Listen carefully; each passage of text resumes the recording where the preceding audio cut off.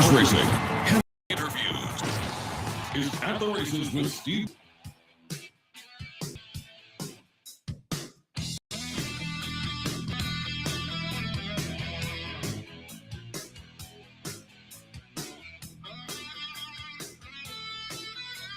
From the fairgrounds on the eve of Mardi. A very good Monday, race fans. Sirius 162 XM 207, Sports Zone 999 if you're listening that way, and at our website stevebyk.com, another option. And kind of a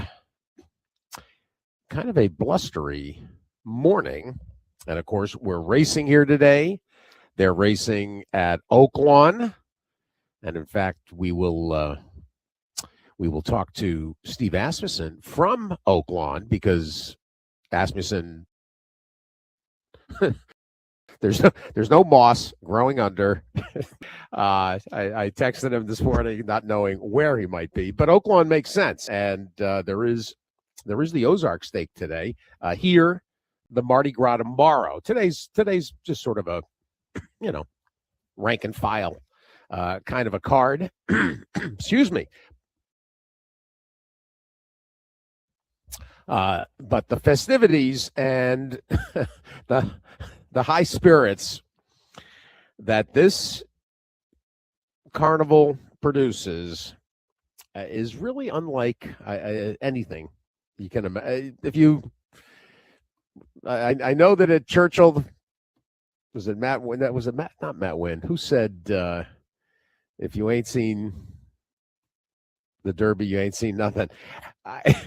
This has been leading into tomorrow. This has been the full bore Mardi Gras experience, including yesterday, where it was dark here, and we had a fabulous day Saturday, which it's going to take plenty of time to digest everything.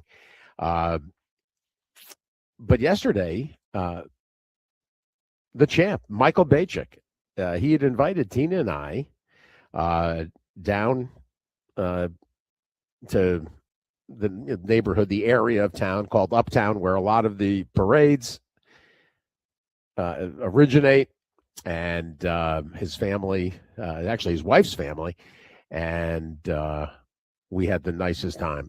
A house party, and 2 blocks to Magazine Street. Pretty much saw all of the crew of Thoth, Thoth.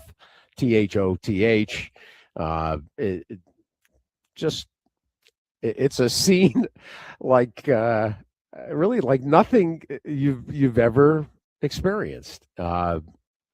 Even Tina was overcome by the imploring for swag off the floats. She got a ton of beads, and she got stuffies for the grandkids, and but we must have a 30-pound bag of stuff that they drop down and throw. They were flinging stuff pretty good, and most won't hurt you, but a well-placed string of beads to the side of the head, might leave a mark. I'll tell you one mark. I got sunburned, which was crazy. I mean, it was an absolutely glorious day here yesterday. Looks a little less gorgeous, but we just had the nicest time, and inviting us because Tina got to, especially for Tina. I've seen parades a few times, mostly off St. Charles, and actually down at Canal too. But the Saturday after the races, I mean, that was the full bore experience as well, which was an inability to move. We had driven to the track, and I mean, it's not even a mile. But then we went to dinner, went to College Inn on Carrollton, but then trying to get back to the Central Business District, essentially, which is, we're just over Canal. There's the quarter, and then over Canal is the Central Business District, and we stayed there this year. Usually We were down on Jackson Square, but the Pontalba that is graciously offered to us by Ben Bachik and his partner Mark. I got to actually meet again. Hadn't seen him since Vegas several years ago. But anyway, we were stuck. It took us 2 hours to weave our way to the hotel, and from literally, right up against adjacent to the whole downtown area, and then you couldn't move. You could not. I mean, just everything gridlocked. It was quite amazing. And it's funny. I'll say one thing: nobody gets worked up. Everybody was very patient and it's great. It's just an amazing experience. And we met so many people. Last night we met a couple. We went to Sylvain down on Charters, and which is one of our favorite little places. And we met a couple from the UK. Met 3 girls that are going to school from they're from Madrid. The people just you see the license plates from all over the South, and it may not be for everybody, but it's worth it. I think I will recommend everybody try to get a Mardi Gras visit in at some point. Sugar Bowl's good too at the end of end of the year. And the problem with the Jazz and Heritage Festival is the 2 weekends. It's Derby weekend and the weekend before. So last weekend in April, first weekend in May. So the Jazz and Heritage Festival, which is right here at the racetrack, I went to them twice in the 90s, and it's spectacular. But actually, I think KK was on with Joe Christofek Saturday, and he said it's something he really wants to do, but it's going to have to wait till he retires because there's no way that he is going to be away from Churchill Downs those 2 weekends. The Saturday here, and not just here, because of course there was the prequel for those that took an interest in the international racing, and we'll acknowledge, and I'm sure when we talk to Bob Baffert this week, they'll talk about Nisos and Forever Young. But Forever Young continues his international marauding, and is just one of these special talents, and prevailed. That was a good lead-in. I will say, because I did see the end.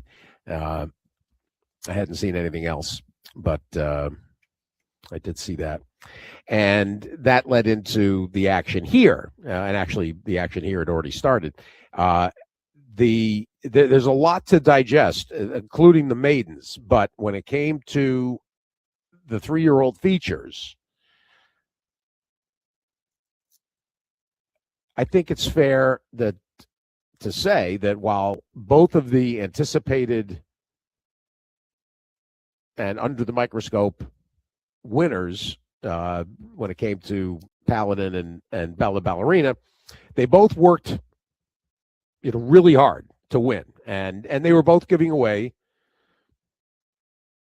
recency to the horses they were dealing with. So from that standpoint, it's admirable. Bella Ballerina in particular, in a lot of ways, looked beat and just dug in gamely. Love Your Neighbor, Michael Stidham for the Jacksons could not have run more courageously, and they were, 3 lengths clear of Ken Sweezy's filly, just singing. But Bella Ballerina and Tyler Gaffalione really fought, and that that in some ways I would almost and the Paladin is different just because of the way he ran and came and caught Chip Honcho, but uh, Bella Ballerina had had the lead and they were fighting the length of the stretch. I thought a really good clip uh, from about the 16th pole that you can see on the Twitter feed. Also on the Twitter feed is the Madman, the one and only Wayne Catalano, who was absolutely hysterical with his 25-1 winner. Call me your Majesty. That was, and then he went on a second line parade through the entire building. I got him upstairs. Coming out of the grandstand, and then Gabby, the more extended video, if you've seen it, Gabby Gaudette got, and she sent it to me. She said I shouldn't put it up, but she sent it to me. So that came from Gabby. I've got to acknowledge Gabby sharing that. So that, and it's gotten a huge reaction. But the Catman, it's quite a scene. We'll talk to Brendan Walsh in just a little bit. He's back in Florida. He tried. He said he wasn't going to deal with with the Mardi Gras scene. We'll talk to Brendan, and this being a half sister of Pretty Mischievous, and I made the point in my write up that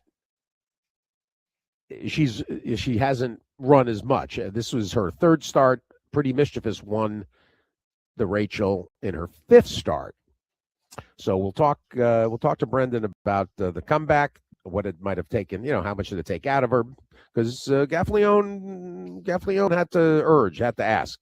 Then came the Risen Star, and I anybody that saw what I wrote up, and anybody that that I just Chip Honcho looked exactly like Soldier and Diplomat did last week. It was an identical scenario that you saw a horse that was going to be a square price, or at least a better price than the obvious, and had a big chance to get a forward trip. And in the case of Chip Honcho, we talked all week how there really was not a ton of speed. And sure enough, 23-4, 47-2, 111-2. And Paladin, was well positioned, but at the same time, it looked like he was being pedaled along to maintain whatever lengths behind he was at the time. And of course, this stretch will test your mettle. I'm sure, as a jockey and as a horse, as a trainer, and as a bettor.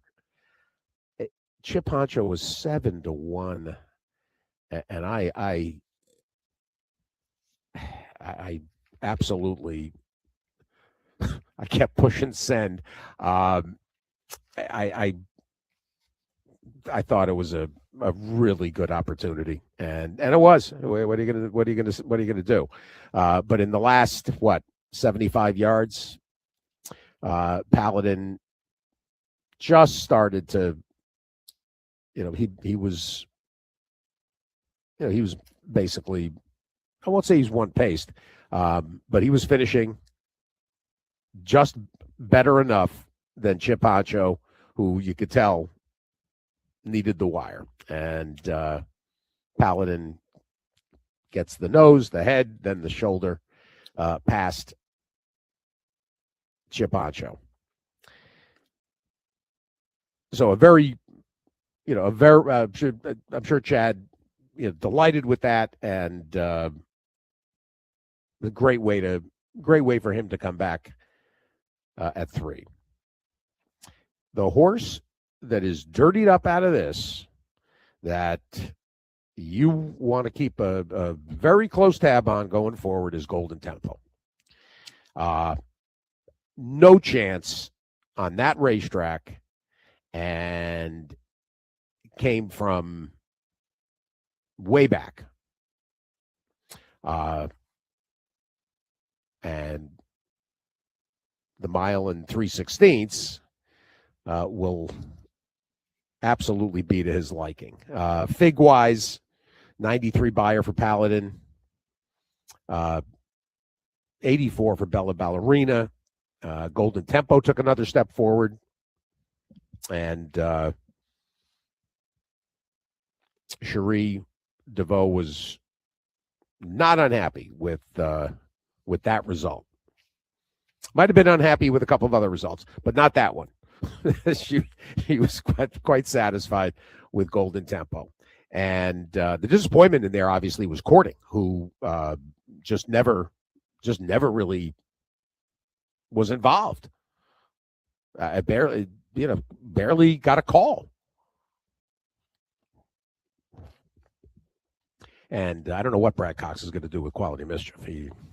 He thought maybe he might offer a little bit of a rebound. No, he did not.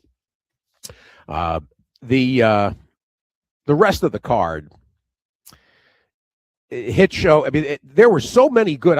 When I put up the figs yesterday, there were so many good races and good finishes.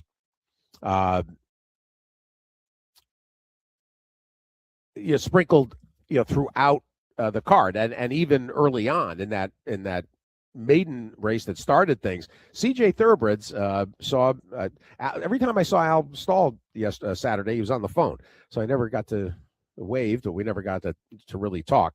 CJ Thoroughbreds brought that. So actually, I did see Damon Thayer, and he's going to be on this week, probably Thursday. But Ranny ended up, and Seeking Attention of Peter Urtons, ended up new course record in that turf sprint opener.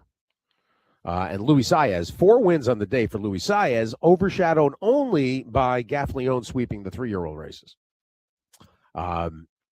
Trouble Calling, the Foley team, and the Foley's, in fact, the sibling, I think the sibling runs today. The sibling running or tomorrow? I saw the sibling is in big trouble. But Trouble Calling, who took 5 starts to break the maiden, but behind Knock It Off in January. This one was a no doubt about it win. Wins off by half a dozen. Steve Asmussen, who's going to join us, as I mentioned, Steve after Brendan, and Goodall comes through at even money as a Asmussen lock of the week via KK. We mentioned Call Me Your Majesty, 25-1, and first turf. I don't know. I was looking elsewhere, and a couple of disappointments here. Ocala Gala really had no excuse. When they take the rails down, that inside path is always good, and she really didn't have an answer, and was pretty much done. Gosh, I think before the 8th pole, ended up 6 at 4-5. Sonare disappointed. Sonare disappointed as well. Mighty Hankerin really didn't offer much. I threw Prima Donna in there, but I absolutely missed Call Me Your Majesty, a Blofeld filly, actually a Maryland bred for Wayne and owner Greg Bessinger. If you hit the pick 5 early, you were in good shape for the day. 1,500 in that pick 5, and that was the only tough horse to find.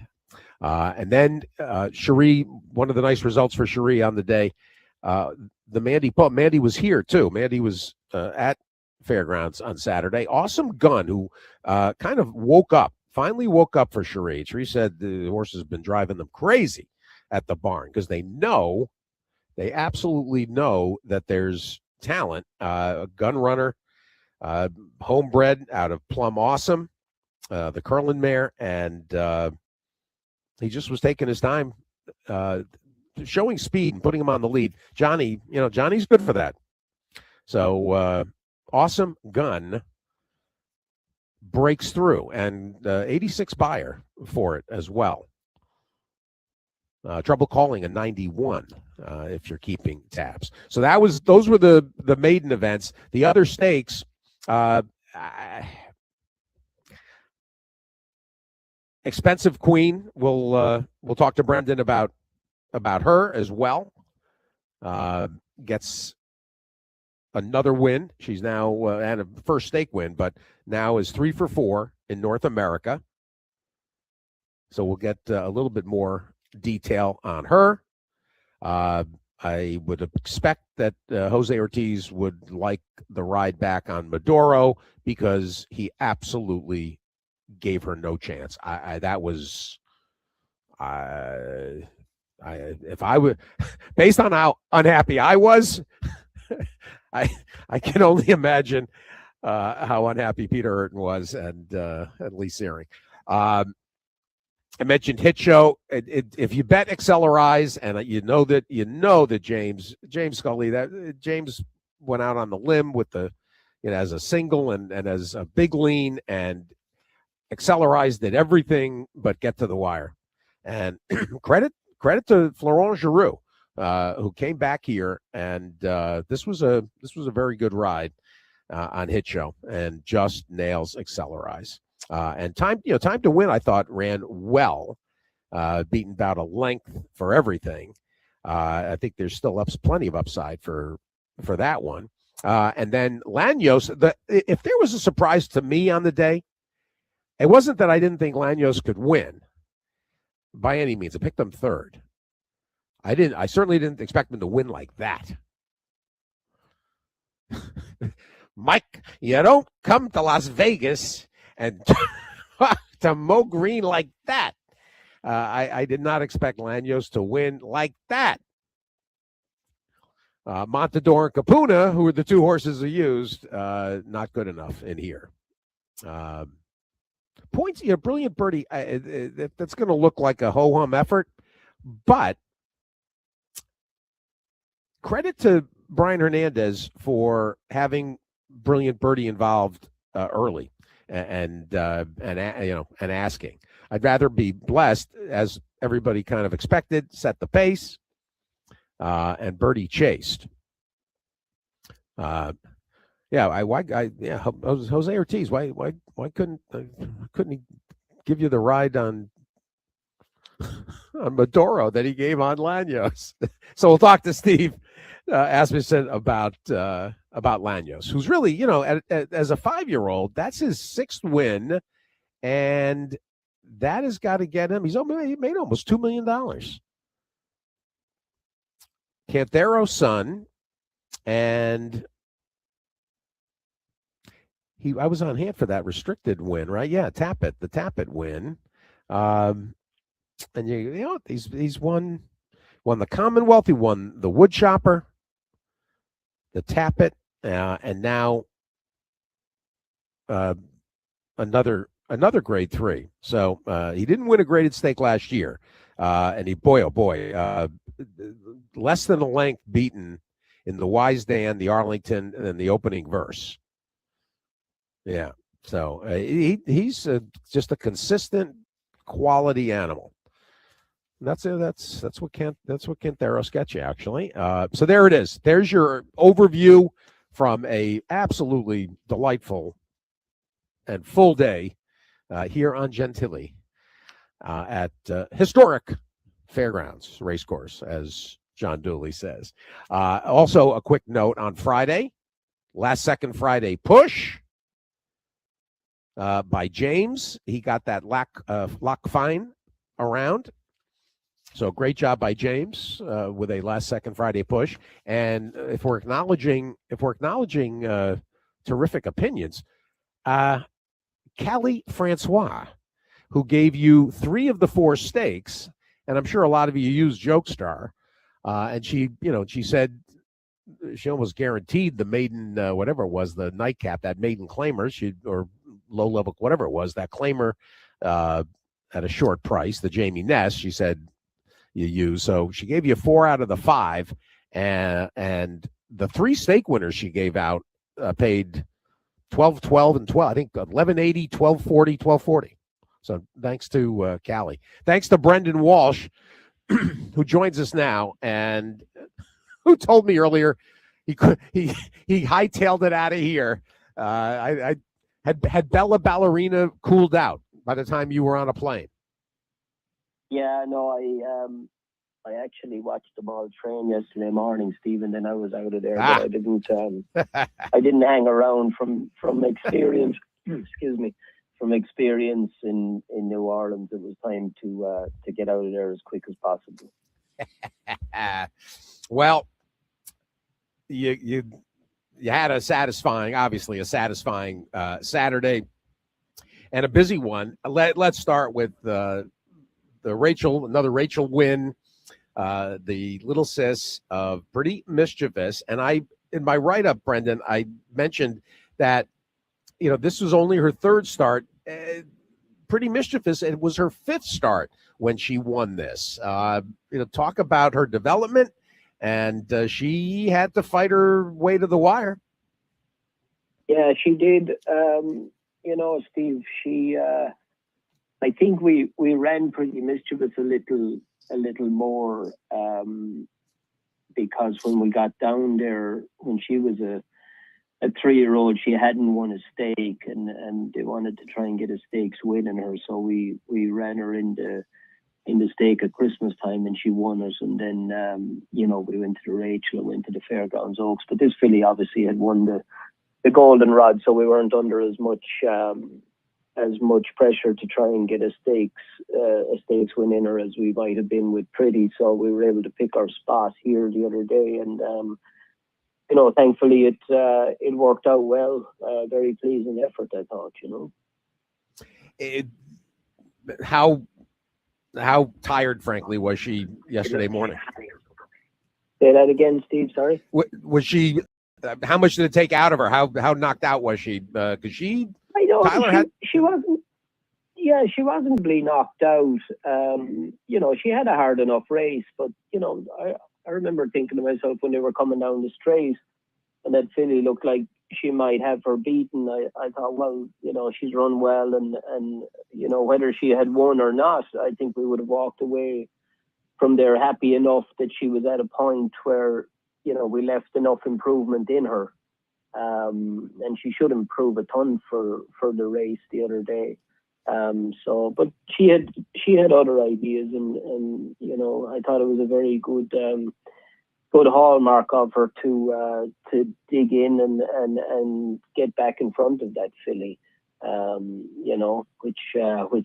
It was great. That's the first time she's really been headed in the second half of a race, since she started. Obviously, she hasn't run too much, but it is the first time that anybody's got in front of her, and she was determined not to let her go by her. So I thought that was great to see.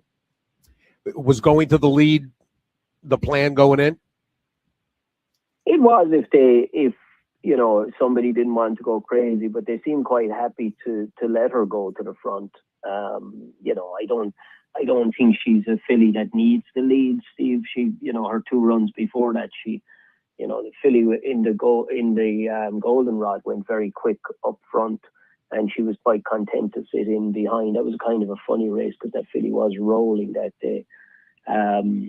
But she was fresh the other day, I think, and Tyler said she jumped out, and she the first quarter of a mile she was determined enough to go. So I think he did the right thing, and she looked like she had everybody covered at the 3/8 pole, and then that one filly came and put up a great fight, but she still prevailed. But yeah, no, I thought it was a very good effort.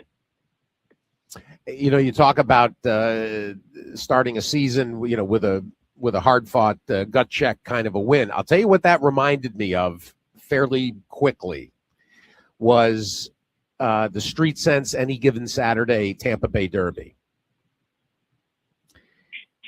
If you've never seen that, it was very similar, and Nafsker, Nafsker was delighted that that Street Sense got that kind of a test, coming right back, then gets beat in the Bluegrass and then wins the Derby. It had the same feel to it that that as you say, it propels her forward and gets her tight. Does she stay right here for the Oaks? we haven't talked about it yet, Steve, but the last few years, obviously with Pretty, we stayed there and ran her in the Fairgrounds Oaks, and Good Cheer last year was a Godolphin filly with Brad, and they stayed and ran her in the Oaks too. So it's probably the likely thing, you'd say that, or possibly the Ashland at Keeneland. I haven't talked to the guys. We said we'd let the dust settle for a few days first and then come up with a plan, but it would be under strong consideration, I would think. Well, and the nice thing about a stretch battle like that is, this is a little bit longer. We talked about this the other day, 1,308 feet for the stretch here, 1,234 back at Churchill, and so having a stretch long battle, that's a valuable experience. Working your way back. Yeah, I thought so, Steve. I think it'll stand to her as time goes along, and it was a good run. But like I said, I mean, if she got beat the other day, you would have probably, you always like to win, but you'd have walked away satisfied with what you saw and what you got out of it. But like I said, it was more down to her determination than anything that she got right back up, and I think that's a great quality to see in a likely race filly this early in the game. Very much. In other respects, how much is she like Pretty Mischievous? What comparison? I think she's starting to. There's similarities there, Steve. Look, the good ones, they always show plenty of class. She was when I saddled her the other day, she just stood there like a statue. They just, nothing really phases them. So she was a little trickier, this one, when she was younger, but she seems to have put that all behind her. Which is the guys that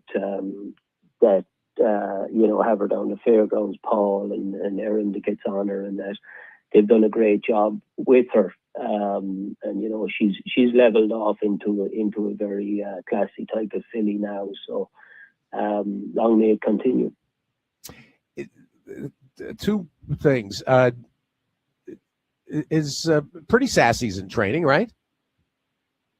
Pretty Sassy is, yeah. She's at the Fairgrounds too, Steve. Yeah, she's actually been working with Bella. Her last two works before the race the other day were. That's very cool. Sassy. Oh, that's really cool that the sisters are working together. Yeah, I love that. And she gives her. She's a good work partner for her. She's got her. She's got some talent too. Maybe not to the level that Bella and Pretty Mischievous had, but she's still a useful filly in her own right. I don't know if you've asked for a report from the farm, but there is a full brother to Pretty Mischievous that is in the pipeline. Will be a 2-year-old this spring. Yeah, he's on the farm at the moment, Steve. So yeah, hopefully he'll be along, and I believe the mare is due to foal very shortly as well. I was asking Michael the other day, so. And Pretty Mischievous is due to foal very shortly as well. So who are they both in foal to? Pretty Mischievous is in foal to. She's in foal to Street Sense, I believe. How about that?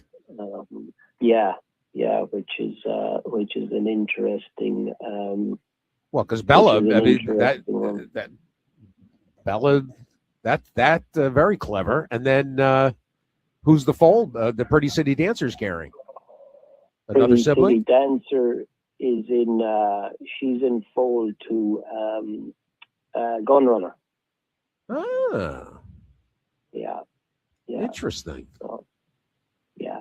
Actually, Wow. she's going to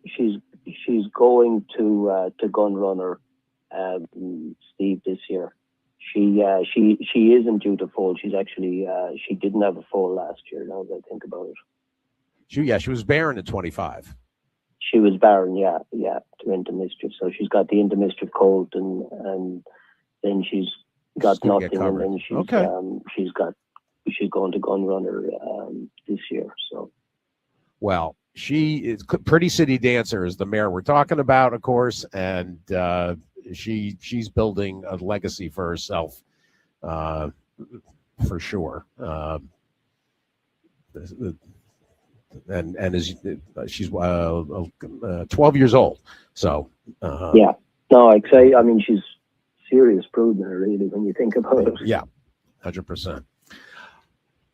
Bella Ballerina with the Rachel Alexandra victory, and that was not the only success on the day. Expensive Queen, now 3 for 4, Brendan, on these shores, and you got a very good ride from Louis here, because the favorite was mired down inside. Yeah, he rode her great. Louis only ridden her. He's ridden her 3 times now, and he's won on her every time. She's nice, Steve. She was working very well. In Palm Meadows when we brought her down here. She'd been working well through the winter, and we were 2 other then in January on grass, and they took it off. She ended up on the poly. She had run well on the poly in England beforehand, but yeah, she won and ran a really nice race, and it set her up nicely for this. And it was great to get the stakes win into her. She had some issues last year with feet. But her owners, thankfully, they were prepared to give her plenty of time, which we did, and we got the foot issues sorted out. And I think they're going to get paid for it this year. She's 5-year-old. She's by Lope de Vega, who I think American audiences and players are getting more and more familiar with. Between you and Chad, the distance-wise, feel kind of middle distance. You're going to keep her in this range? I think so, Steve. She could go anything. I wouldn't be afraid to drop her back to a mile or stretch her out to 1.8 miles. I think anything around there. She might even go a little further than that. She's married by Duke of Marmalade, which they'll go as far as you want them to. Lope de Vega, I think anything mile and 1.25 miles is probably good for them too. So I think she could do anything. I thought she settled very well the other day, and when he went for her, she showed a good turn of foot, and she won pretty comfortably in the end. So you'd hope she'd go on to bigger and better things. Nice. What do you got in mind? Anything schedule wise? I mean, look, it was nice to get the stakes win under her belt the other day, Steve. There's not a ton of obvious spots for her next. You probably have to have a good look at the Jenny Wiley at Keeneland. Nice. Something like that. There'll be plenty of races for her as the year goes on. But nice to get that stakes win under her belt the other day. Anyway, it takes a little bit of the pressure off of her. Absolutely.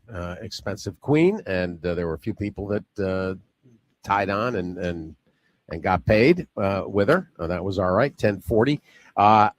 Before I ask you about a couple of other spots, what'd you come away with out of the Risen Star with Carson Street, who basically was chasing Chip Honcho and kind of just peeled back, when really as the the real running was starting. Yeah, I don't know that he quite got home, Steve. He looked at the 8th pole, he looked like he was going to finish third.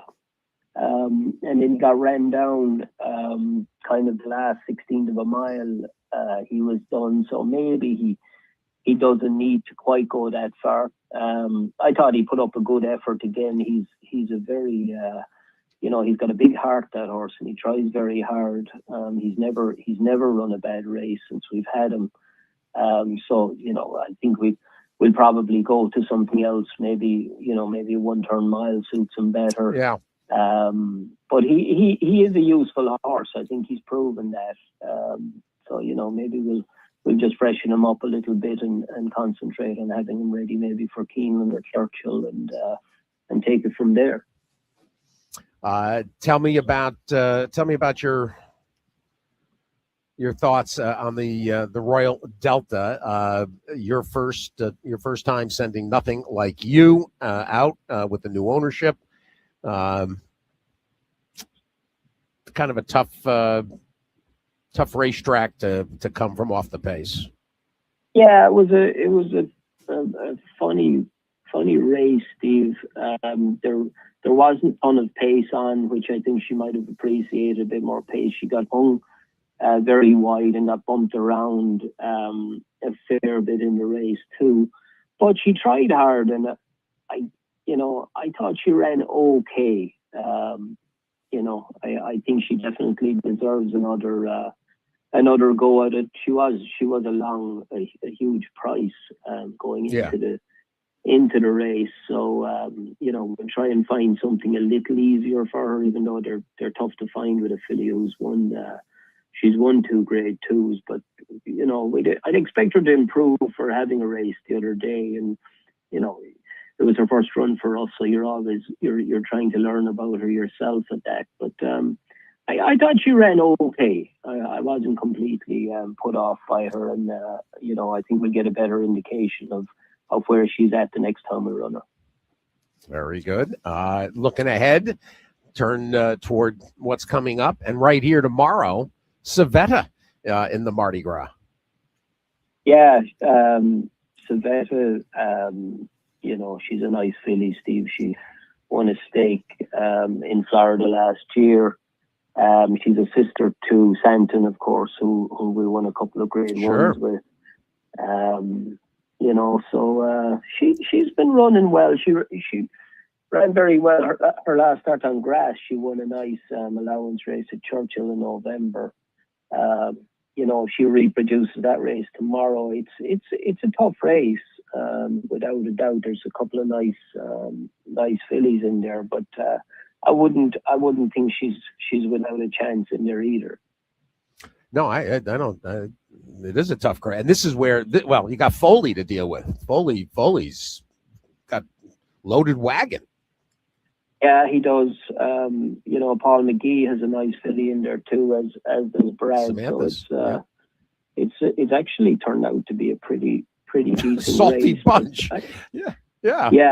But if she gets the run of the race in that, Steve, I don't see her without a chance of at least being in the first 3. Well, turf sprint, and you know how that goes. And McGee is trying Samantha's horse first time on turf. This is a well-matched group. I'm just looking at figs. Foley's tough down. If Decky can if he can avoid traffic, he's down inside, and big trouble. Big trouble might be from a price standpoint, 9-2. Savetta in here at 6-1. So that's good. The Mardi Gras. We'll talk about that undoubtedly tomorrow.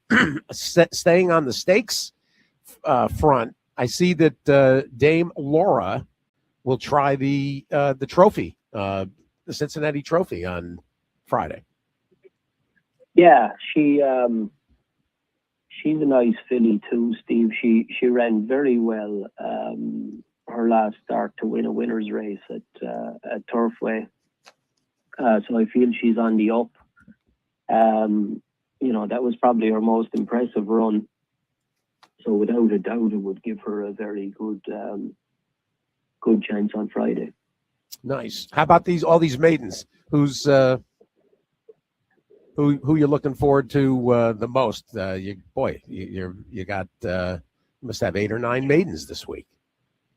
Yeah, we've got a busy enough week, Steve. I've a nice horse coming back on. Actually, I have a horse on Wednesday, a Shadwell horse, Samood, who's been knocking on the door in a bunch of maidens. I have another horse in the same race who we had in New Orleans, and we just couldn't get a race to go for him. So 2 of them are in there. They wouldn't be without a chance. Well, stop with Samood for a minute. This is a Kitten's Joy. This is a 5-year-old out of La Houdoud, Kieran's Breeders' Cup winner. Yeah, great family, and he was a slow starter. Steve, we had a lot of problems with him. He got injured on us a couple of times early, but thankfully now he's back going. We've blinkers on him on Wednesday too, so hopefully that'll do the trick and get him to get his head in front and get the maiden knocked out anyway. Absolutely. And then later in the week, you got a lot of these maidens are up at Turfway. We should mention the Gulfstream. You got the Turf Sprinters on Saturday, Joquette and Lady of Lords. There's Use Me in the nightcap. But talk about the Battaglia runner on Saturday as well. Stop the Car. Yeah, Stop the Car on Saturday. We ran him into Lecomte, Stephen. We were pretty high on him. He disappointed us a little bit. So we decided we'd try something different with him. He always worked good on the poly track. When he was up there last year, he trained up there for a good while. So we're hoping that this might just change things around. I don't know if he was in love with Fairgrounds the last day. Sometimes it's not everybody's track, so we just decided we'd try something else, and if it works, it works. If not, he'll be up in Kentucky anyway, and we'll come up with a different plan for him. But if he runs his best race up there, I can't see why he wouldn't be competitive. There it is. All right, you got a bunch. Wow. Wow. All right. That's enough. There's every chance we'll talk to you next week as well. And then, of course, the big weekends at Gulfstream and Tampa are in the offing as well. So, Brendan, great job. Obviously, Bella Ballerina wins you another Rachel and Expensive Queen. The Albert Stall, the Big Al. I was upstairs. Did Little Al present the trophy? He did, yeah. Yeah, I was talking to him in the morning, and he told me he was finished running horses early, and I said to him, I hope you're hanging around for the fillies race, and he said absolutely. It's always nice to win them type of races. Steve, I heard a lot of nice stories about his dad, and so it was a privilege to win a race named after him. Absolutely. Absolutely. And Al typically he tries to get a runner into the Big Al event too. So, Brendan, I appreciate it, and we will see you in coming weeks. All right. Yeah, sounds good, Steve. Thank you very much. Done. Brendan Walsh, Thank everybody. you. Brent P. Walsh on your Twitter machine. Going to get Steve Asmussen in next from Oaklawn, and a lot of the same, really kind of a similar set of conversation points with Steve. The maiden win with Goodall, and Lanyos winning the the fairgrounds. Not to mention Obliteration's try, right? Just beaten in the Saudi Derby. As well. I will mention, we got a minute or two here. All right. I did tell you as part of the visit with Brendan, in that Royal Delta, Claret Beret ended up blowing this thing apart.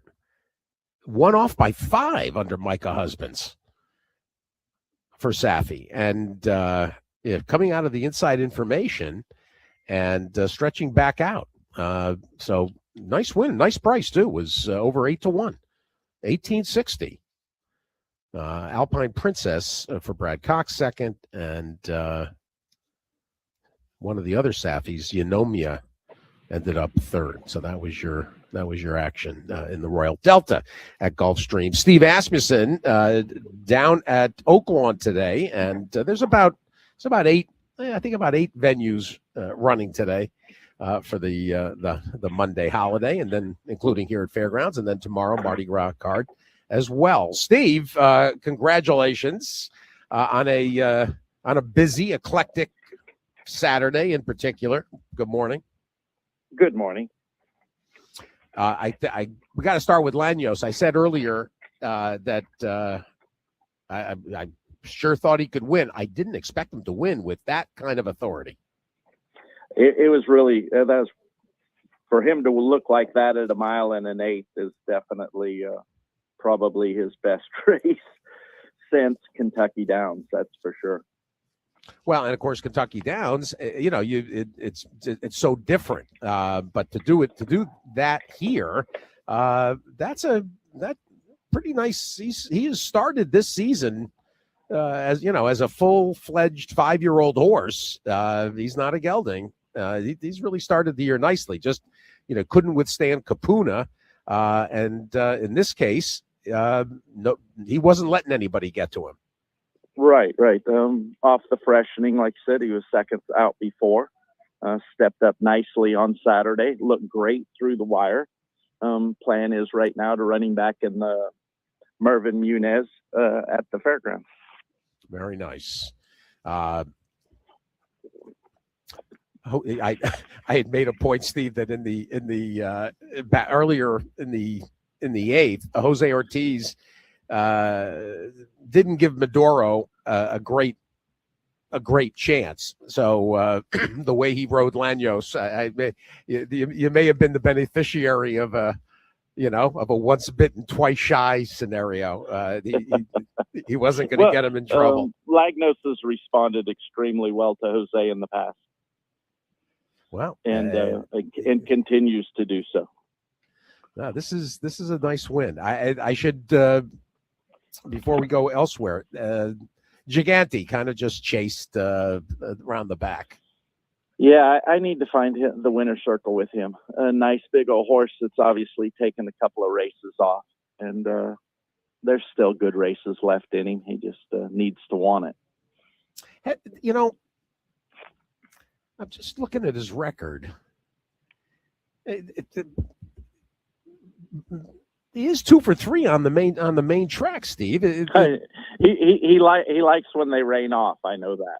There you go. Yeah. So maybe he is a very good dirt horse against turf horses. There you go. All right, that's great. I love that. That's pretty good. A fairground stake win, big part of the day. Earlier, you and I and Kevin Kirstein were smiling. KK delivered to our audience a Asmussen lock of the week, and Goodall came through. Yes, he did. A very nice filly, and another nice offspring of Yalpan. He's awfully exciting. I'm very fortunate to have a couple of them that are exceptional, and I think she's one of them. And I think nice filly for Spendthrift, and I think she's going to have a very good year. I mean, Yoppin out of a Malibu Moon mare. That's her, her second career start.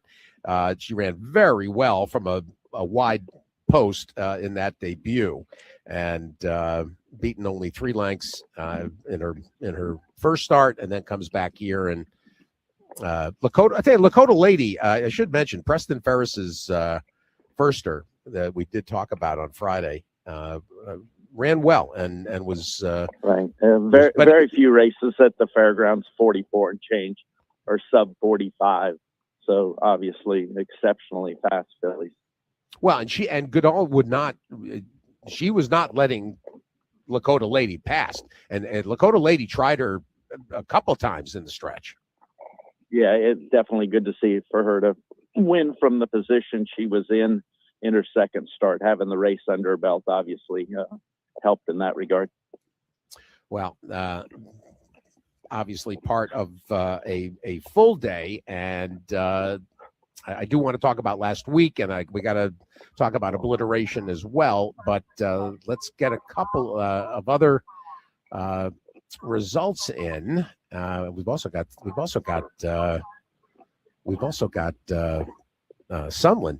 But Steve, I want you to package Soldier and Diplomat and Chip Honcho together in conversation, because to me they looked identical coming into, especially Chip Honcho, into this spot, and they both ran their eyeballs out. Yeah. Obviously, the Southwest for Soldier and Diplomat was a very solid first run back since the Kentucky Jockey Club. Continue to love how the horse trains. He's got tremendous amount of ability. He's grown quite a bit over the winter in height, and feel very good about him, how he's training and going into the Rebel and March 1st. And obviously he needs to step forward a bit, but we got a little bit of time, and his first race of the year was very encouraging. And then Chip Honcho gave a very good effort in the Risen Star. I impressed by a lot of things. He stayed on very well. A mile and an eighth in 149 this time of year. Came out of it in good shape, but he was obviously second best to an extremely talented horse.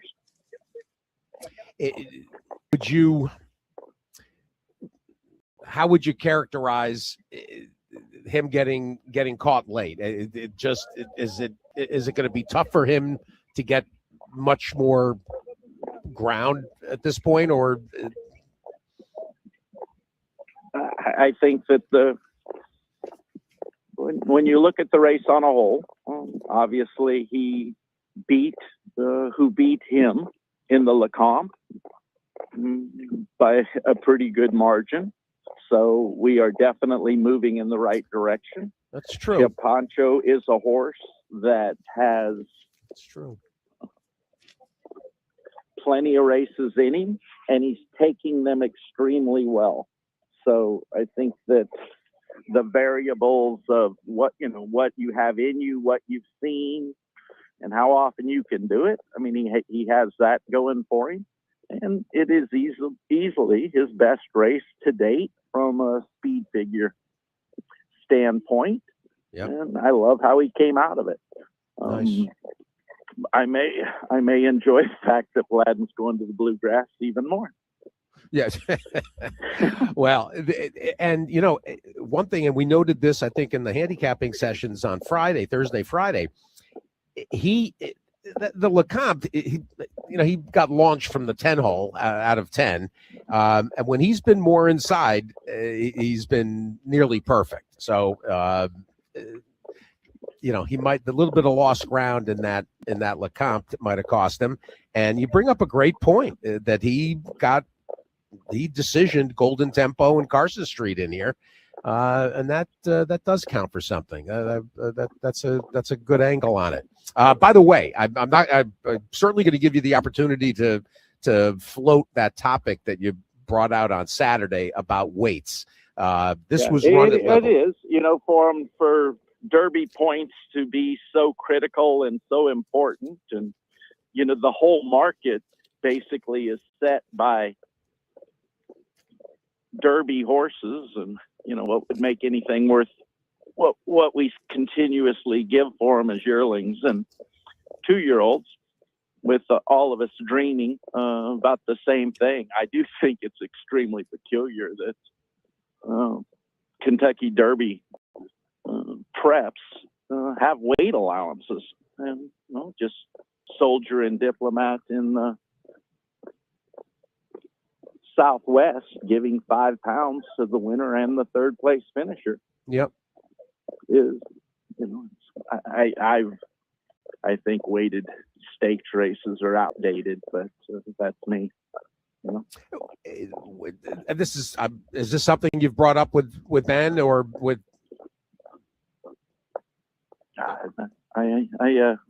We have a bunch of topics consistently, but for it to be Derby points and stuff, I think it's just one example. Graded stakes where you're giving weighted allowances enough already is enough. But I definitely think the Derby point race is quite obvious. They're not going to give you weight allowances in the Derby itself. So what are you doing? This comes up every year, and Kevin actually said in racing, why do you do that? Because you've always done it. Have you ever considered you were always wrong? Exactly. The worst answer for everything is because we've always done it that way. Yeah. But we do get to hear that quite often. You're not wrong. You'll have some people nodding their head yes to that topic. Steve, let me slip in since we're on the 3-year-old front. The obliteration try in the morning on Saturday.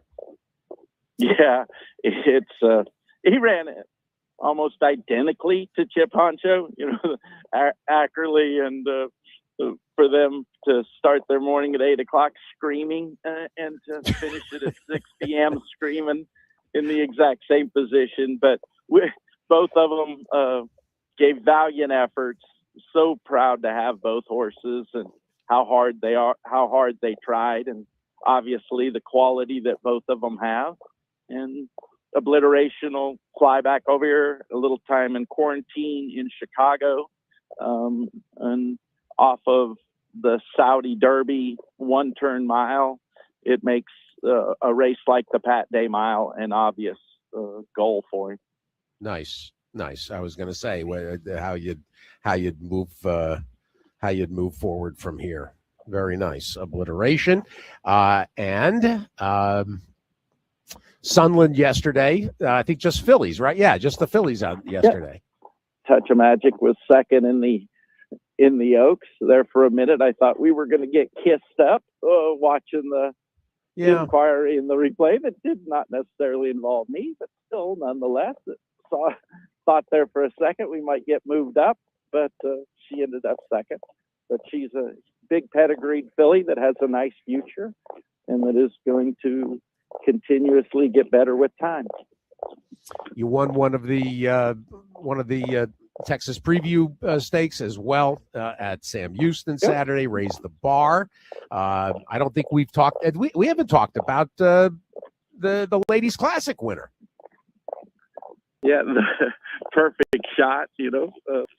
Older gun runner mare to keep the streak alive in the Ladies Classic course. I thought Eric gave her a great trip, and for her to win a graded stake, she came out of it good. Going to swing at the Azeri with her next at Hot. Very nice. March 7th. So we got an older gun runner that's doing extremely well, and a target for her. Excellent. And I suppose if that's all right, press on toward the grade 1, toward Apple Blossom. Well, the Azeri being a nice step, but yes, it being obvious prep for the apple blossom. But we're concentrating on the Azeri with her right now. There you go. All right. You got some action today, right? You're got a few in today. President's Day at Oaklawn. Right. Got a Mardi Gras card tomorrow at New Orleans with a couple of chances, and then pretty full week next week at Oaklawn with them going to their 4-day-a-week schedule. And so we have chances out there. Well, you know where we're headed next, but I have to ask first. I like Cape Trafalgar right back in the right spot this week. Hold it. All right, let's get to Cape Trafalgar. Yep. Hold it. Let me. I did notice you got yourself an Archie bread down the dusty road. Yeah. Yeah, me as an owner, my impatience. The quarter didn't go, so I enter in the stake. I am that kind of an owner. I love it. By the way, I should mention. I am going to cut our interview short. What do you got? And break Soldier and Diplomat off at the pole. Go ahead, Steve. Right. Thank you. You guys have a good done. day. Talk soon. Steve Asmussen watching Soldier and Diplomat work. And speaking of weight, I do see Steve entered a pair in the next ratings race at Oaklawn. That's on Saturday, the 9th race. I mean, given his understanding of the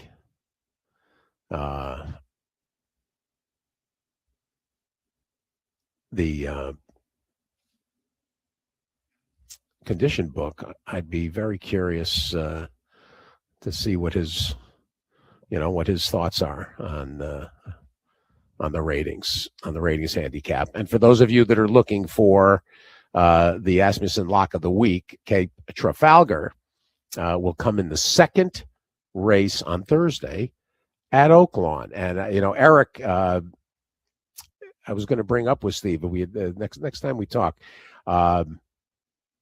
Eric is riding really well. And here's somebody that can confirm that. Richard Migliori, good morning.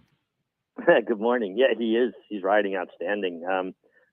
It's a funny thing. I was actually talking with Carmela earlier this morning. My routine is I get up super early. They're an hour behind me in New York. I put the phone on a stand and we FaceTime and have our coffee together and talk about what our day hold. And I was talking about confidence in riders. I don't know how we got on. And the difference between most of the time, if you're riding good or riding bad, it's confidence. When I was riding well, went out there with a clear head. It didn't matter what instructions I got. Didn't matter what I was told. I just rode on pure instinct and did what I did and let the chips fall where they may. When I wasn't riding well, that split second you go, the trainer said do this. It's over. You can't have somebody riding on your shoulder. And I'm watching Eric. His confidence is through the roof. You could just see he's taking ownership. He's like, I'm the one out here. I'm calling the audibles when they need to be called. And that's the difference for any rider. I mean, they all get to a certain level. It's just about confidence, riding well or riding, poorly. And to me, he's got swagger right now. I'm really enjoying him, watching him ride.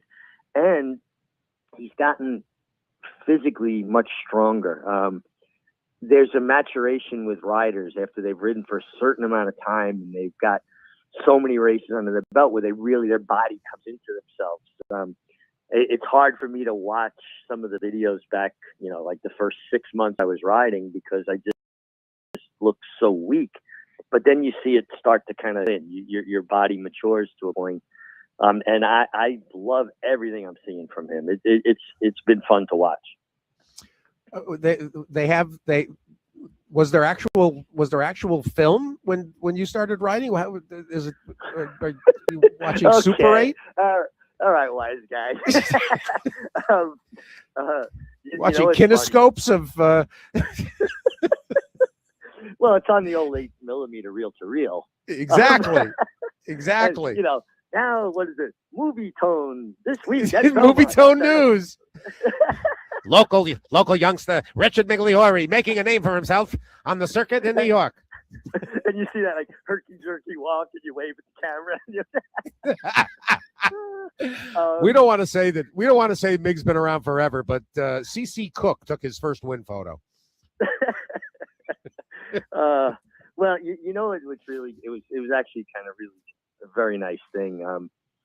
I had lost a bunch of my photos from, I probably had my flood, first right? 1,000. Yeah, we had a flood, and the guys, that I work with, Naira TV, they all went to the video vault and pulled up. They put it all on a thumb drive for me. Like, my first win in New York, got the message on Halloween 1980. My, bunch of different stakes and things, trying to make up for this thing of losing all those photos. And like I said, I'm watching myself on Got the Message, and I'm going, "Ooh, God, you thought you were good too." Like I was just naive enough to walk into a jockey's room with Angel Cordero, George Velasquez, Eddie Maple, Cinta Vasquez, and go, "Yeah, I belong here." Yeah, right. You think you do. I guess you got to have that kind of fearless, reckless idea that you fit in, even though obviously you're so young. You really don't at that point. Well, I've got a few things. I did want to start out with Eric, just because I was about to bring it up with Steve when he was waiting for a workout to start. Rich, I think on Wednesday we're going to be doing our special John Schertz appreciation. Yeah, I thought I'd let you riff because you and I were exchanging on Thursday. We were kind of dealing with it. Yeah, I got a phone call, and I honestly just didn't want to believe, that he had passed. Just this kind, warm, gentleman that you'll ever meet. His horsemanship speaks for itself. A great horseman. But he just was so thoughtful about it, so many things, and the conversations that, I feel privileged to have had with him about so many different things. And he was suggesting to me, I was doing TV, and he would always, kind of give me, little hints like, be interested if you ask this or that to a trainer after a race, and kind of always trying to promote the game and be good for racing. But I had shared with him at one point, and Steve, I'm very blessed. I feel very fortunate, the opportunities that I've been given after my ride through television. But, sometimes I really miss the hands-on interaction with horses. I get a little bit of my fix at home with, we have some old retired horses and stuff. But he was serious. He's like, you need to get a couple of horses, and train them in the morning, and then you can do your TV stuff. Like he knew that it's like a missing piece of me, and he had been adamant about it. Like, you can do both, and obviously Tom Amos works with us. He's a full-time trainer and does television. And it's something I've thought a lot about since, I got the news that John passed. Like, I'd like to get a hold of a horse or two, hire a groom, and start doing that almost like in honor of him. And he would never get in a win picture because he never wanted to steal the horse's thunder. He never wanted to steal the owner's thunder because, they're putting so much into it. He just enjoyed the accomplishment of the satisfaction of having a horse as good as they could be. The conversations about, the old racetrack executives and the way they did things. The book he sent me about, Colonel Matt Wynn and how he actually dropped the purses at Old Latonia because it was hurting New York racing, and he felt like, New York racing needed to be the epicenter because it would hurt people that were breeding horses and selling horses. You think about in this day and age where everybody guards their piece of the cake, so jealously. But the cake's shrinking, so maybe we got to get the game healthier, and everybody, will be fine. That, these are the conversations I would have with John. And, I feel blessed that I had the opportunity to ride for him when I was out in California. I rode a horse for him named AP Excellence, an AP Indy horse at Hollywood Park. And he won nice. I mean, really nice. And he was going to run him in the Pacific Classic. Well, then he came back and he ran Lava Man to a head in the Hollywood Gold Cup. And he was running back in the Pacific Classic. And we went to Del Mar, and I worked him. And that was the first summer of the synthetic at Del Mar. And the horse just hated it. I mean, he hated the surface. He was a great workhorse. He worked horribly. And I, had mentioned to John that, like, I just don't think he's going to run well on this racetrack. And he kind of felt somewhat the same way. But, they were kind of committed to running. I think the Krikorian's own horse. And I walked out of the barn, and my agent at the time, Scotty McClellan, said, hey, we got a call from this guy, Ro Parra. He bought this horse, Student Council. He wants, you rode a lot of winners for him in New York. He wants us to ride, in the Pacific Classic. But I told him we got AP Excellence, who was going to be second choice to Lava Man. He was going to, be 3.5 to 1. And I said to my agent, I said, I don't know who that horse is, but I just don't think this horse is going to run any good. So we went back to John, and he was so gracious. I mean, he let us out of the commitment. He said, because he didn't want to stop me from having an opportunity, on a horse that maybe would handle the surface. And AP Excellence, I think, beat a horse or two, and I wound up winning it on Student Council, and he paid $47 or $48. Most trainers would not have let me out of the commitment. And but that's how he was. He really enjoyed seeing other people have success, which is honestly in this game is not the commonplace thing. Most people, they're just about themselves. John just had a different outlook. He was just such a generous being in so many ways. I mean, a huge loss for our industry, but a huge loss for humanity, a huge loss for humanity. When he came to New York with horses a few years ago, he needed an assistant there. I introduced him to my friend David Figueroa. It became his assistant there. And, David and I were talking the other night after we got the news, and just what an impact. He didn't know David that long, and what an impact he had on him. And again, there's just not enough good things you can say. And in this game, what person can, I mean, there's not one negative thing anybody can say or has said. Somebody could always find something, right? There's been nothing but positives about John Sharps because of the man he was and the way he conducted himself in his life.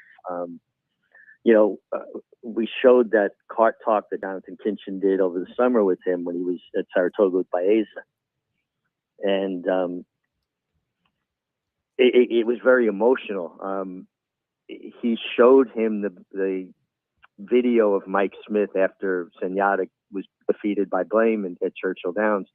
And Mike was very emotional and was taking, all the blame for it and saying he felt like he messed it up.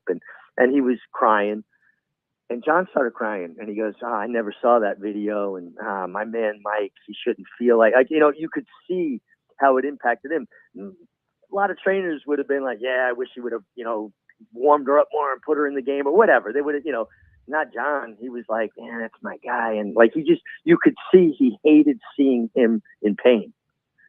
And that embodies everything that John, stood for. Was I hadn't known when I first met him that he actually, grew up on Long Island, and we started talking about some of the old farms out there. One thing about this game, there's so many different connections and you're, intermingled, but, just a giant amongst men, really, really amazing human being. Well, I talked to David and Cherie Saturday. Cherie left yesterday with Reagan to go out, and David's going to follow after tomorrow. They've got a number of horses they're running on tomorrow's card here. at Fairgrounds. But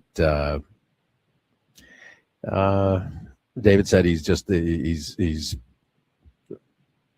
kind of stunned even by the outpouring. And well, again, though, right? It speaks to the way he welcomed people in. You never met the man, have a 5-minute conversation with him, and walk away feeling like you just made a great friend. I don't know that there's much greater legacy that you can leave behind. To know that you had a positive impact on just everybody you came in contact with.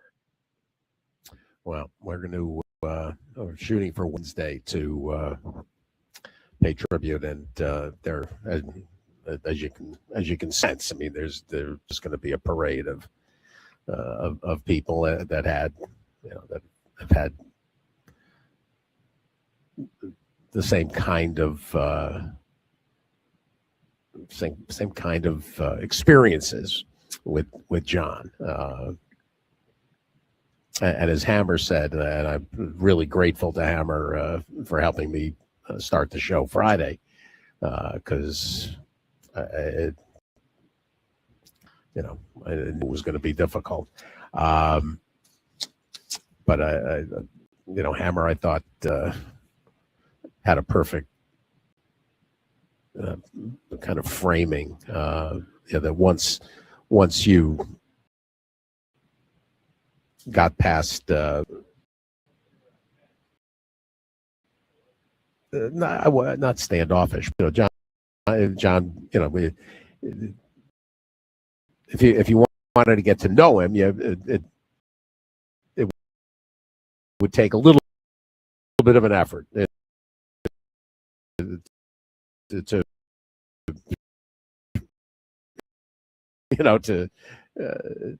get.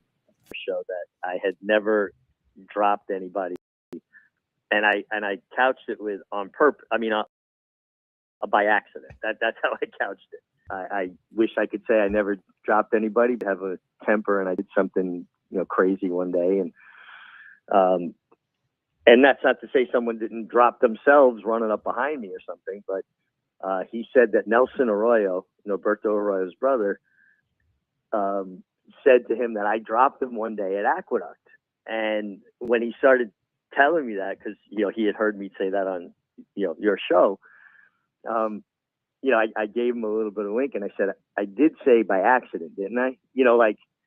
But as it turns out, when I started remembering the incident, he was a young guy. He ran into a really bad spot and essentially put himself in jeopardy. And I wasn't one to give you, if you got in there, you figure out how to get out of there. That's the guys I came up with riding. That's how they handled it. You learn pretty quick where you need to go or not go. And he did go on his head that day. And, I obviously not looking to hurt anybody, but hey, you put yourself, in that position. And he really called me out of that in Saratoga last summer. We actually had a pretty good laugh about it afterwards. Well, I will add also, Gary Young is going to join us after the break. Gary let us know Randy Winnick passed away last night. Ah, man. The Winnicks were certainly very influential with both Gary and Steve Young, right? They were with them for a long time. Yeah. And of course, Randy, Don't Stop the Music, right? Yeah. I wonder if Gary's done being mad at me. He got mad at me because I thought Steve's horse that won the Eclipse Award a few years ago for 3-year-old of the year.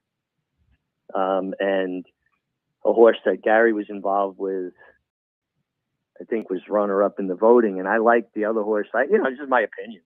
And he sent me a not so nice text because of my opinion. I wonder if he's still mad at me.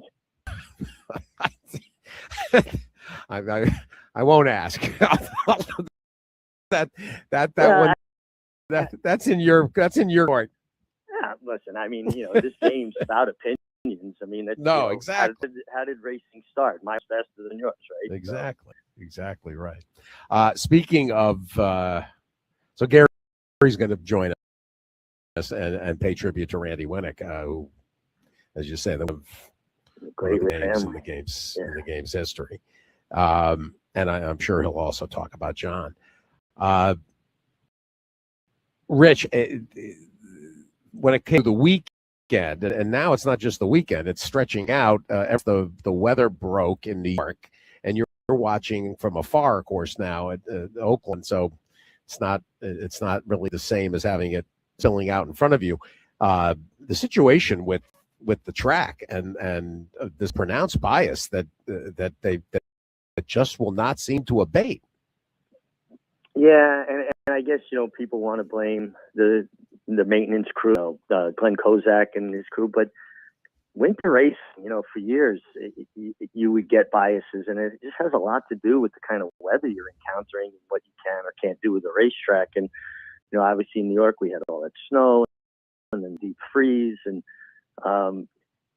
so I think you can blame anybody. It's just, and it's an outdoor sport, and obviously Mother Nature is going to play a role.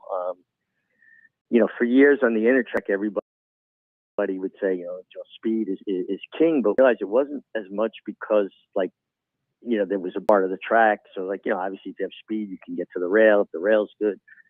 A lot of it was a kickback on the Intertrack. A lot of horses just couldn't run through it. So, obviously, horses that would be forward and not in that kickback were going to get the best of it. And then with the tight turn, afford to go wide. So, on a closer, you were kind of, I put them out in the clear. I'm out of the kickback. They can find their stride, but I'm going to lose too much ground. And that was why years ago there was such a speed bias on the Intertrack. This is a little different. It almost looks like the moving sidewalk at the airport. You hit that path and it kind of carries you along. Yeah. But again, I just think it's circumstance because of weather. And it's unusual just because track team, and you mentioned Glenn. It's only you're certainly trying to smooth out and keep the surface even. It's a difficult dynamic. I mean, they're not. They're not consciously, letting it continue, quote unquote. Yeah, no, they do an amazing job, and this has been an extreme winter, all over the country. Yeah, we've had extreme weather. I mean, right now it's so foggy.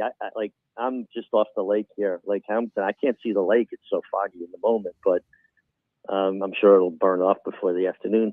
But yeah, it's something you have to deal with.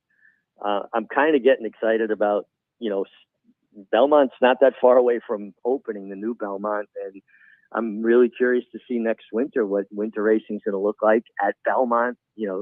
Start of a new era, obviously synthetic for a few months. I think it's kind of a cool time, an exciting time with that. Yeah, everybody has a platform now. So you see a lot of people espousing their knowledge about, track biases and maintenance crews and things like that. But, I think they're doing the best they possibly can do under conditions. Well, so I'll reach out to Glenn. He's usually good about coming on and explaining, Mm-hmm. So just turn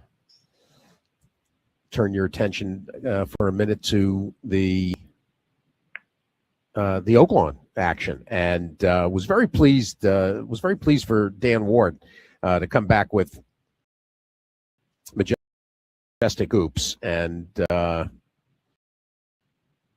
start her 6-year-old season with.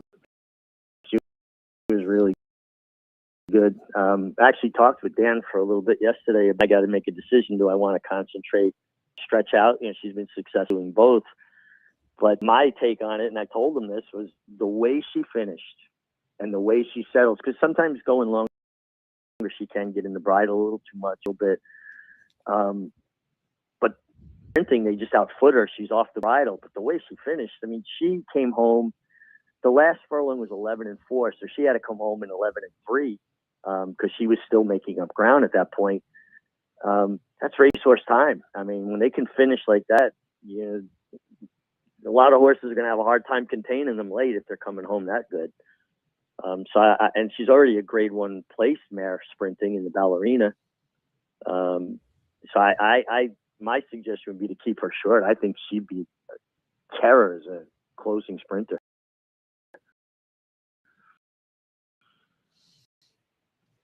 She went favored over. I didn't bring up Benedetta with Steve because there were so many other topics. But Majestic Hoops was she? Yeah, she was actually fast. What I thought she was the 8-5 morning line favorite, and then kind of vied for favoritism with Randy Morse's mare Asternia and Benedetta of Steve's. And I mean, this was when Arietta said go. I mean, this was over. Yeah, I mean, and the way she just slid up between horses is just nicely, smoothly as possible. It was a really nice ride by Arietta, but boy, when you got horse under you like that, you just know it's going to work out. It's amazing how the gaps materialize when you've got a lot of horse under you. It's when you got to drive at a spot, it doesn't stay open, it kind of ebbs and flows and you're not getting there quick enough, and then you're steady and you go, oh, what was he thinking? Well, I just couldn't quite get there, Well, I look forward to talking to Dan. She last year we kind of showed up at Monmouth at a great time, and heading into that Molly picture, Dan figured she could not get beat, and randomized kind of, I think, tore her heart out a little bit, and she did get the placing, as you mentioned, in the ballerina. So now if this is going to be her focus, she could be a force the rest of the way. She got a 92 buyer out of it. So it was a big effort. And going into the Molly picture, I had been down there covering the stake before, like as the prep for it. I forget the name of it, and she was really, really good. Watching her sprint and watching her route, I mean, obviously both. I think that sprinting is where she could get her, grade 1 victory at some juncture, someplace. Calbred, Majestic Harbor mare. Saturday, we were watching for Little Miss Curlin, who I think is a fabulous story. The Pat Devereaux filly that came in undefeated, and this was going to be a serious test. First time against Open Company, and she didn't run badly, but she did not have the same punch.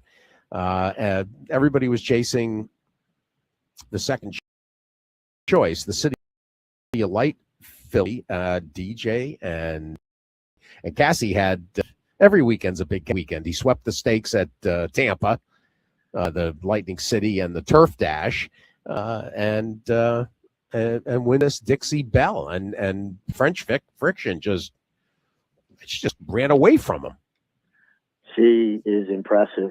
She has her mechanics of her stride are impeccable. I mean, impeccable. She looks like it's pistons, and she just turns it out, and just keeps her. Her legs are up on her, and keeps finding. And Mark's run in 8 stakes at Oakland, and he's won all 8 that he's run in, and he's got Ewing in today for his 9th. So right now, Mark is basically undefeated in stakes. He did run multiple horses in some of the stakes, and a couple of them he was 1-2. But what he's doing here and everywhere. I mean, he's just hitting on all cylinders. I was talking with somebody yesterday. Mark came to New York. He was like 22 years old. I was 18, and I was riding everything for him, and that's when we became friends. And the horses we had, and you kind of always knew that Mark was headed for great things. He was always had a great eye for a horse. He would have been like one of those scouts that goes and finds these incredible talents for baseball or hockey or, whatever. And I mean, he just always had an incredible eye for a horse. And then, to put everything together and you look at his client roster, to keep everybody happy and satisfied, because sometimes they're going to have to run against each other. He's just done an amazing job. And obviously he's in Hall of Fame in the States, in Canada. I mean, what he's done is nothing short of remarkable. This filly, there's still no fig actually from Saturday. Had run a 78. I was actually wondering about that, Steve, because the buyer figs came out for everything else but that race. Yeah, and I didn't think there was anything. I mean, other than a wet, it was wet, right? I mean, it was a sealed. Maybe because they sealed it. I don't know. I mean, I didn't. Obviously, I was here at Fairgrounds Live, so I wasn't watching. Did the day? I mean, did the rain come during racing hours? But it had been sealed, and it was raining steady all day, and it was getting harder as the day went on. So I'm not sure why, but I mean, it was visually impressive. Thought the final time was very, very good. But I mean, just to watch the way she did it, and I think Christian Torres is riding incredibly well. I just wish he'd stop those celebrating before the wire. I even told him that after he won the Southwest. You understand, the emotion behind it, because listen, he was on Sandman last year, was replaced. Horse wins the Arkansas Derby. And now, and he handled it like such a professional. And that should be the template for every jockey that gets taken off a horse. Handle it the way he did. Because now, look, he's basically Mark's go-to guy here. He won $1 million race for him. He's riding Ewing today. Rode the Philly French Friction. I mean, so many guys burn bridges, myself included, when they get replaced because you take it personal. But it's funny how when you take off a horse to ride what you perceive as a better horse, that's okay. I mean, I did it myself. I know how hypocritical it is, oh, they took me off the horse, I'm mad at them. Oh, yeah, but what about when you jumped off their 8-to-1 shot to ride a 2-to-1 shot, But, I mean, what he did, and he's riding great, but he did it a little bit again with French Fiction. Don't celebrate before the wire. Or just keep them balanced. You never know. Young horse, second start, take a dipsy doodle, or take a step, or duck, or, you wait till the job's over. There's plenty of time to celebrate, Exactly. There'll be what's the Kenny Rogers? There'll be time enough for counting when the dealing's done. When the dealing's done, yeah, exactly. You mentioned today, and before we wrap up, nice little stake. Ewing, obviously the horse to beat. Before scratches, field in 9. There's also a very good first level allowance that goes as the 10th. You got anything? You got any thoughts about what's going on here today? Let me go in the kitchen. I got all my notes out here. I'm at that age, Steve, where if I don't have it in front of me, I can't remember names. No, I hear you. I hear you. And the too many concussions excuse is starting to run dry. So not with Tony. Tony still has, the horse I thought that was interesting in here is a big price. You said the 10th, right? Yeah. The 10th, or 9th is the stake, and the 10th is the allowance. Kelsey Danner, who's dangerous in any setting, and I don't know if Nome is. Do we know if Nome made the trip from Florence? I honestly don't know. I'm just a little intrigued because Kelsey Danner at a price, as everybody at Kentucky Downs learned last August, September, Nome is a tapature out of a forefathers mare. It's a homebred of Dee Dee McGahee's. The dirt races at Keeneland and Churchill, as a 2-year-old were okay. Particularly, but that restricted try. Now it has come back as a 3-year-old, has won twice. And granted, it's at it's at Turfway. But the way he won those two races, I'm intrigued. And if McGahee, if Kelsey shipped, this horse could be the fun price play. Yeah, I mean, to be honest, and I went through this race over and over again. I just don't see them beating Ewing. I mean, like, I think something dramatic would have to happen. He's training incredible. I've watched him in the mornings here. He looks like a bigger, stronger version of the colt we saw in the summertime, last year. You think about Obliteration, was impressive winning here, and then he ran a blood and guts race in Saudi. Yes, I mean, what an effort there. But I could certainly make a case and use him underneath. I just don't see them beating Ewing here. Well, and he style-wise, he comes from mid-pack or even further. The two horses on the rail and in the two-hole, Dirty Rich of P.D. Miller's and Tis Mary's Comet for Riley Mannion, they're both going to be forward. And I'll tell you, there's, from a fig standpoint, they both have got races that make them competitive. Should Ewing be any less than ready to go? Mm-hmm. Yeah, I mean, listen, they're fast, and Ewing's post gives him the luxury of, they might even want to find out if he could, just settle enough to stalk. But, Dirty Rich was beaten 10 lengths. Now, it was a regression from his race in the Advent, but, you try to use that as a little bit as a barometer. Like, well, Obliteration was defeated by Ewing when they were, 12 clear of the third horse in the Saratoga Special. And then, Dirty Rich in 10 lengths by Obliteration. Tis Mary's Comet speed, got a big figure last time, winning at the fairgrounds. Another Louisiana bred. It's funny, I went to interview Pat Devereaux, who trained the filly, the Louisiana bred filly, and Little Miss Curlin. What was her name? Is that her name? Little Miss Curlin, yep. Yeah. And, obviously I see Devereaux, Louisiana bred. I'm glad I asked him before I went on live. I said, so you're from Louisiana? He goes, no, I'm from Lexington. He goes, everybody sees Devereaux, they think I'm from Louisiana. He's not. But, here's another Louisiana bred coming in here. And fast. Both races were good. Big step forward in the second one, which will aid Nome's, shot at this, because you want a closer in a race. They're going to go fast. There's going to be a fast pace here. That's that's the other aspect of this. And I just reached out. I just reached out to Kelsey to see if they ship. The scratches aren't out yet. And I love Manny Esquivel. Who we got to look at in New York. What, 4 years ago? Yep. He's riding well too. There's several guys riding here. A lot was made of, Luis Saez is here and Rosario and like the colony was going to be deeper, but, look at the top of the standings. There's Christian Torres, like the usual suspects who always do well here. And, the interesting is when you ride with good riders, you're going to learn more. Good things are going to rub off. You're going to see things that you want to incorporate in your game.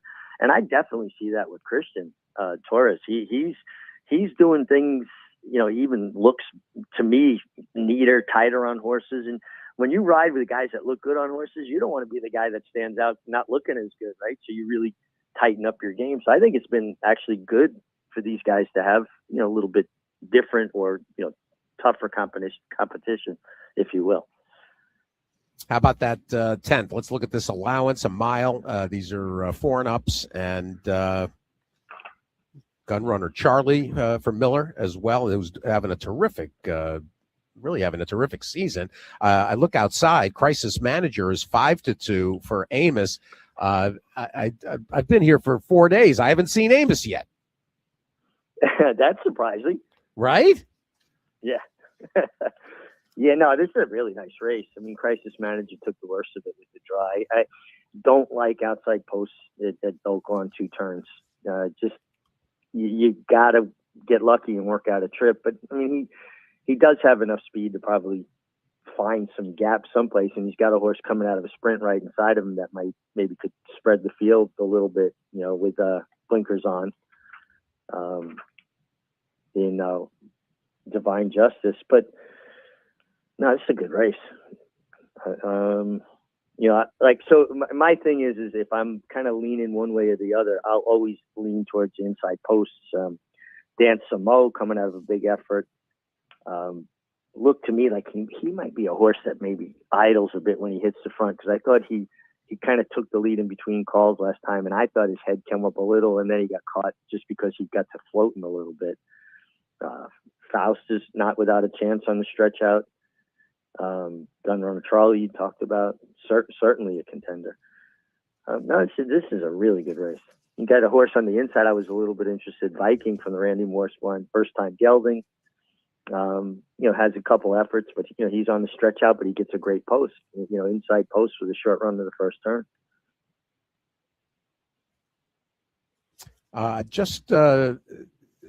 Just heard back from Kelsey. He's there. Gnome is running in the stake. Great. So, listen, if he runs well, this is the conversation your listeners are going to enjoy. I love it. All right, I'm glad we got that in. And the one horse I'll mention that didn't come up yet, as I was dealing with, I was trying to, I was seeing, I saw that she was writing back. I also asked Randy Moss what's going on with that Dixie Belle figure. So we'll get Randy, who does Randy, of course, with long time with Bayer Associates, and he does the Oaklawn numbers himself. He's been doing them since he was 4 years old, actually, was the first time that Randy Moss started doing his own figs, I think. He sent me a nice message the other day because I had, put out a tweet about, where I'm staying on the lake here and just how he, grew up on Lake Hamilton. And it was just a really nice message. It was nice to hear from him. Heather Irian has got that heart and soul. Mm-hmm. It is going to stretch back out and hasn't contested a mile on the dirt, has contested it on the grass, and in fact broke the maiden for Weaver, you might recall. Yep. And Randall and Company and a black type as well, partners, Twin Brooks, the whole slew of Cast the Thousands. Anyway, horse broke his maiden and then was second, going a mile on the grass and a mile and a 16th. So this is a horse that can, could absolutely go a mile. 10-1, heart and soul in this spot. And boy, figures are good enough here. If it translates and the horse has one routing, albeit on a different surface, but that's more about stamina than it is about the surface. So I think that question's answered. And for those of you that are wondering when Doug O'Neill is going to be on, and I think of Doug because this is a Golden Sense gelding out of a notional mare. This horse doesn't exist. This horse does without Doug O'Neill. Yeah, he's all over this. Right? Yeah, It's funny. I love it. Doug's going to be with us tomorrow. Doug, if you haven't seen, did you see the Sunland Derby? You know what? It's funny. I was on till the post parade for the Sunland Derby, and then I was off air, and I took off because I hadn't eaten all day, and I couldn't wait to. So I saw the chart, but I didn't see the race. And the Oaks, I was very surprised there wasn't a change in the order of finish. I didn't enjoy that race. Yeah, that was a strange. My initial reaction was that the winner that was the Baffert for Jill. Actually, Jill owns that horse, Battle of Rouge. At first, I thought, oh, this is a takedown, and then they played it 3 or 4 more times. I don't know. It was like a 60-40 to me. Well, you know, and listen, I didn't have a dog in the fight. What I didn't like was the riders steering her out. Sometimes horses. I wasn't sure. Yeah. And that I didn't like. I hear you. I hear you. Race riding's supposed to be subtle. You want yours to meet a challenge, and the filly that finished third, and name's escaping me at the moment, with Christian Torres, I thought it really did stymie all her forward momentum at that point. And you're in a perilous situation when a horse comes out abruptly like that, when you're just on their heels. You'd be better off being on their hip, and at one point it even appeared to me that maybe her left front hoof was in between the other filly's hind legs. And that's a perilous position to be in. Yeah. It's like, groping around in the dark for a light and you don't realize the staircase is there. You disappear, and that's not race riding to me. That's just like, and also shifting your horse so abruptly. They're 1,000-pound animals launching themselves forward, and now they got to land with all that torque on the right ankle because you're turning them out. It's nonsense to me. So I didn't, one way or the other, they left it up. That's fine. But that's one the stewards really got to go, hey, you need to come in here and you're going to think about this for a few days, I hear you. All right. Well, Richie, this was fabulous. I appreciate it. And we'll catch up next week. I'll be in Florida. All right. Look forward to it, Steve. Have a great day. Bye. Rich Migliori, everybody. And there you go. We're going to take a break. And when we come back to Fairgrounds, actually going to go to California, talk to Gary Young, who let us know that Randy Winnick passed last night. Outstanding horseman from a legendary family. And Gary came up basically under the Winnicks. So he's going to join us and more. We're at Fairgrounds. We're racing today. President's Day, Mardi Gras tomorrow. Back after this. It's At the Races with Steve Byk on Sirius XM Radio. Who you betting on? How about an app created specifically for horse racing? Naira Bets. We specialize in thundering hooves, fist pumping, and boosting your bankroll with robust weekly promotions and offer betting tips from actual horse racing experts. Bet all day and night nationwide. Get the action and thrill of horse racing with Naira Bets. $200 deposit match with promo Steve200. Visit NairaBets.com for details. Horses power Virginia's economy, creating over 38,000 good, fulfilling jobs every year. Think about the farriers, the feeders, the athletes, trainers, drivers, jockeys, caretakers and landscapers, investors and interns, veterinarians, restaurant owners, restaurant workers, tour guides, trail guides, equine therapists, and so many more. Now that's horsepower. Virginia's economy wins with horses. The Pennsylvania breeding program is the best program in the country. The stallion awards, the owner bonuses, also the restricted races and the stakes races for Pennsylvania breeds. Last year, 321 Pennsylvania breeders earned breeders awards. 22 Pennsylvania breeders earned over $100,000. We have the best program in the country. Take advantage of the fantastic program that we have. Learn more at pabred.com. Nothing compares to a horse. They inspire greatness, command respect. Because Virginia's horse industry isn't just racing and farming. It's built on the skills, labor, passions of dedicated people working in every industry throughout our state. Horses fuel the economy, create jobs, support thousands of families, and even make dreams come true. Virginia's economy wins with horses. Find out more at virginiahorseracing.com.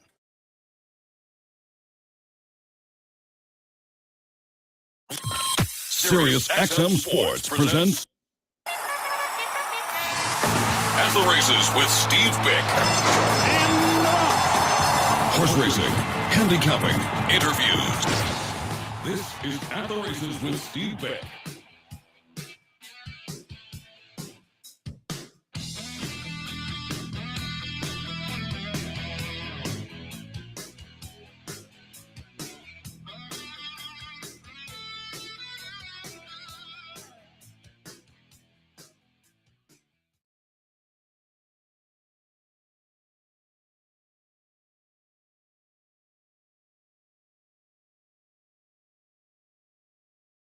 Now, back to At the Races with Steve Byk on Sirius XM Radio.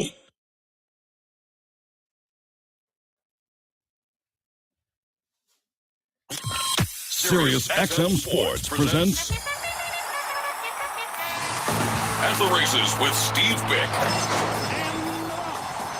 Horse racing, handicapping, interviews. This is At the Races with Steve Byk.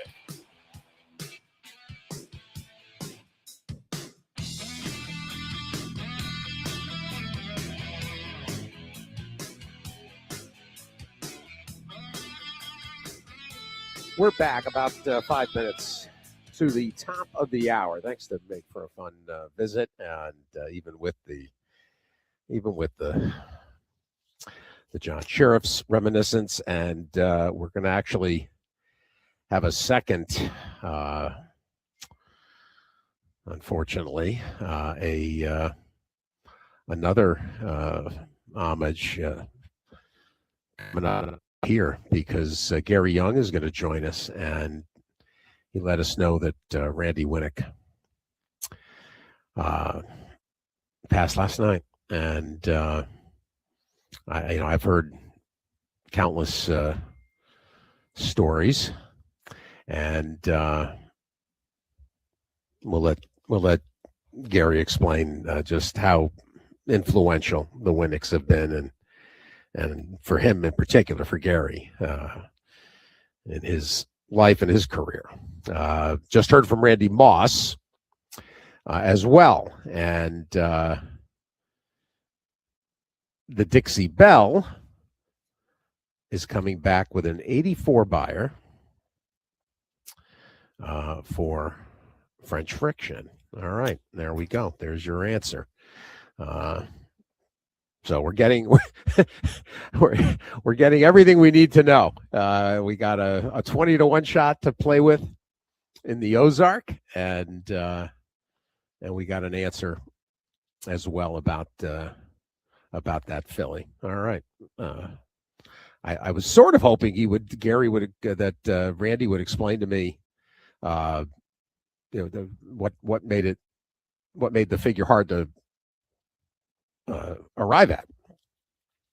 So, and actually, we should mention, I should include, because I didn't even, with Meg, actually, the Aqueduct, you had the makeup stakes.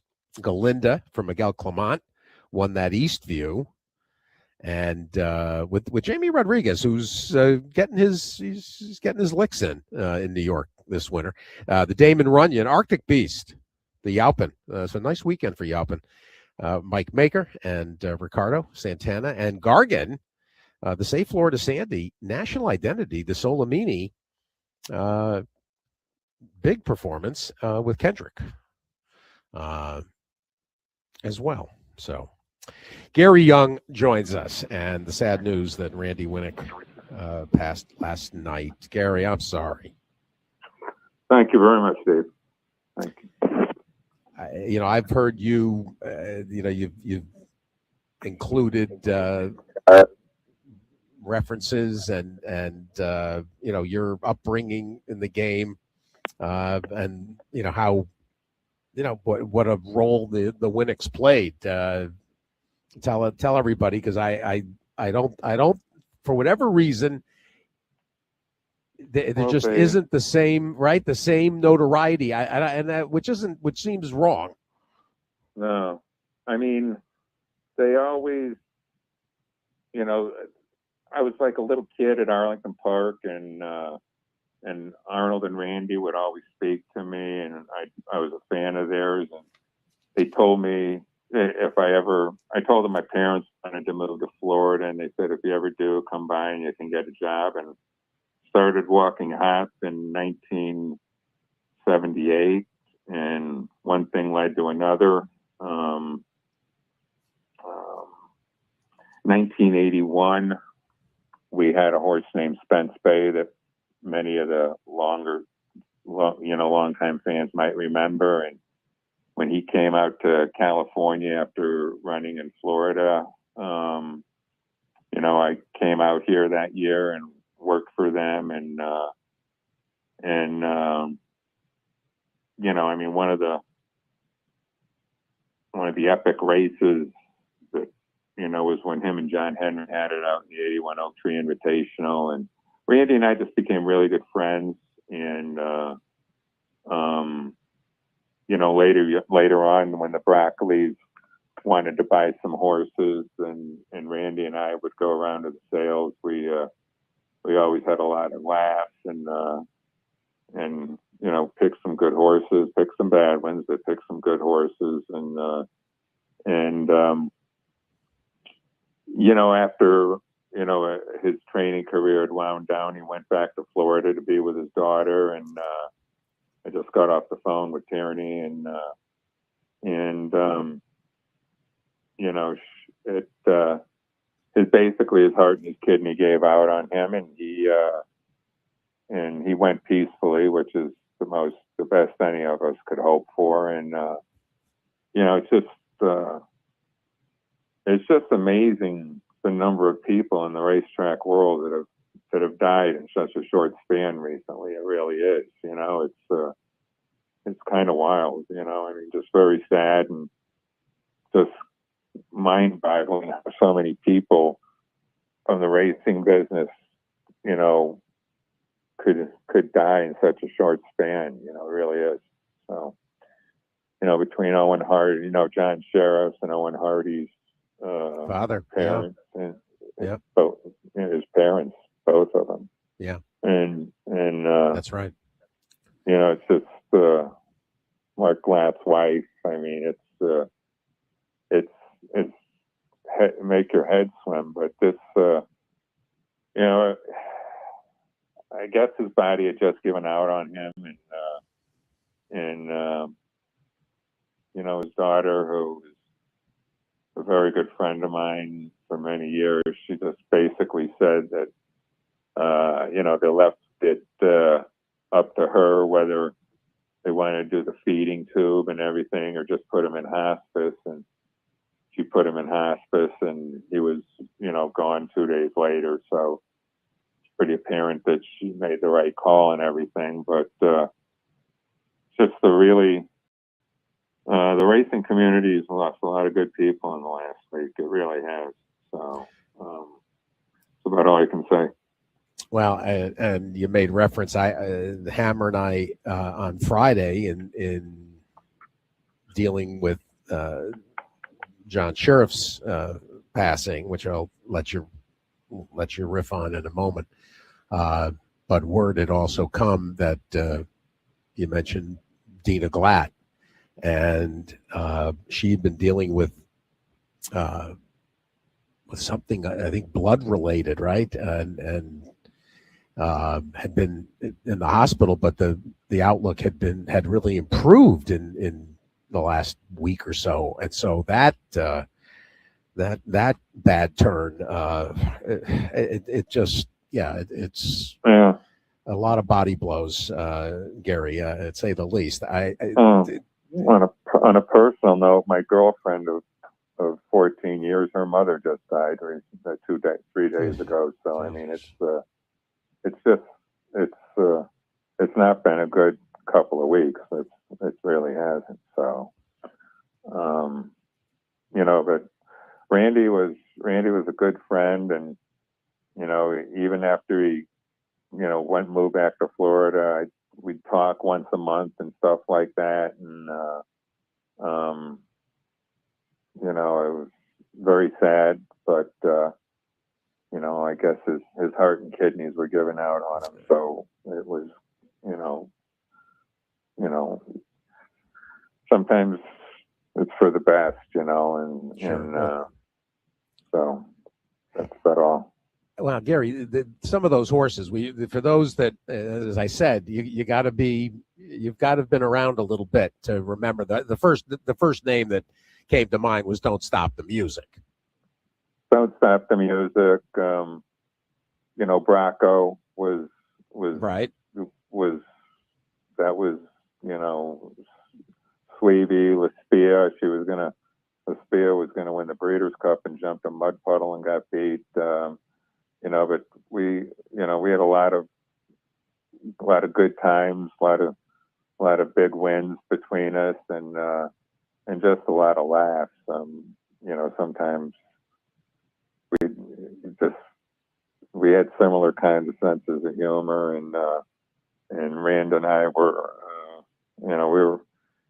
it was always good talking to him and stuff like that, and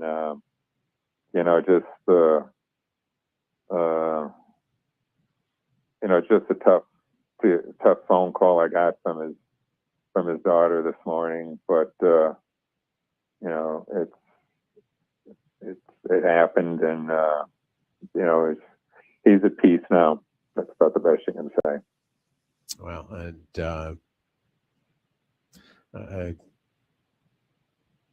you talk a lot about Bracco, and that I think was his last big winner. He had Mitterrand. Mitterrand won the whole La Cañada series here. Yeah. She was, I think, she was the last horse that when the Strub and La Cañada series were really big events in the Santa Anita meet, and the Strub series and the Philly Mare series, which Mitterrand swept that and everything. He had a lot of success, and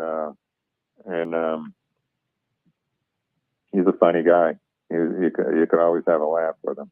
So I'm looking also, Gary, another Grade 1 winner, Country Queen. Yeah, that was before I came out here. They actually claimed that horse for like $40,000 and brought her to California, and she, her and Wishing Well, who wound up being a prolific broodmare, obviously. They had some major battles and stuff like that. I mean, there was a lot of good horses on Rand's resume. There was. In fact, here I'm now. For him and for Neil, right? Some of the stats don't even show up because Equibase only gives you 76 on. Yeah. So there's others, there's other big names, but the Grade 1 winners, Bracco, the Juvenile, and the Santa Anita Derby, of course. Don't Stop the Music, as mentioned, multiple Grade 1 winner. How about the Spencer was probably her biggest one. Spencer was her biggest one. Yeah. Spencer. So she won. She won the Milady, the Hawthorne, the Vanity, the Spinster, the Chula Vista, the Silver Bells. I mean, she won. He kept her good for an extended period. Spence Bay, I'm sure I've seen the name, but won the Century when it was a Grade 1. Yeah, he was. That was actually because of that horse I came to California. He came into the barn in '81, and he won all the races and at Hialeah and stuff. And when it was time for the horses to go to California, I kind of came out there, and he won the Century. He beat a horse named Bold Traffic of Whittingham's that was a South African champion, and the '81 Oak Tree Invitational, when him and John Henry hooked it up, he actually got past him, and John Henry came back to beat him. That was one of the epic races of John Henry's career. I mean, he came back and he beat us, but that was unbelievable, that race. It really was. It was like, I mean, before Bass Pal and everything, I never saw a place love a horse like California loved John Henry. I mean, he was he was the most popular horse you could ever imagine, and it was. Those were the days. That's all you can say, and Rand, as the stable got smaller, and I went on my own, just clocking and everything, but when the Broccolis came around, Randy, he made sure that they wanted me to assist in everything, and we would work the sales together, and just had a lot of laughs and had some success, and it's sad to hear, but after talking to his daughter right before I came on with you guys, his body had basically given out on him, and it was, as in a lot of cases, it was for the best.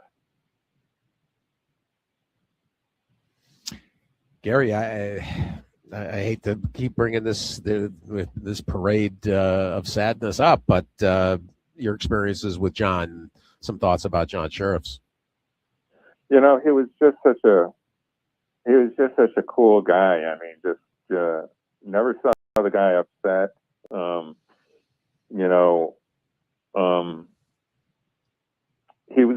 He was different than a lot of trainers these days. He was kind of the Winningham mode, where if they won first time out, fine, and if they didn't, as long as they had a good experience and finished with their feet underneath them and everything,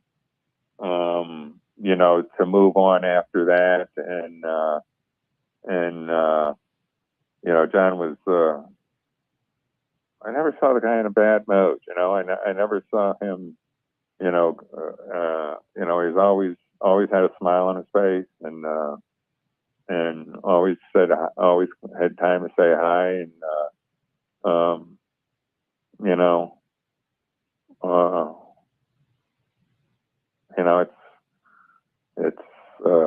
it's tough. I mean, I know everyone that was around him, and then Lee Searing at the end and everything. It just was kind of shocking, but no one ever, there was anything anyone can ever say bad about John Sheriff, and good guy. Gary, you probably watched his horses train as much as anybody's. The work with Zenyatta, and when you have a horse like that that's going to be so subject to, potentially subjected to pace scenarios. I mean, to keep not that a winning streak is really all that important. It for whatever reason, people now seem to, it's not something that was ever valued in the game, was being undefeated. But for her to stay as good as she was and fire virtually every time, I mean, even in the classic loss at Churchill, it's really unusual, right? I mean, it's just not. It was unusual. I mean, I'm convinced she knew where the wire was. I mean, there were some races. There was a race at Hollywood Park one day. I think Mike Mitchell had a filly named St. Trinians or something. I mean, there was there was a couple of those races that there was no way 100 yards out she could win. No way. Right. And she got up, and it was just kind of head scratching. I mean, a few years ago, I was doing the morning show at Del Mar, and Denman was emceeing it, and what made Zenyatta so special, and I answered, I think she knew where the wire was. I really do. And I mean, there was multiple races that could have went either way at the 16th hole, and there was a couple like the one I just mentioned where she was flat out beat and she got there, and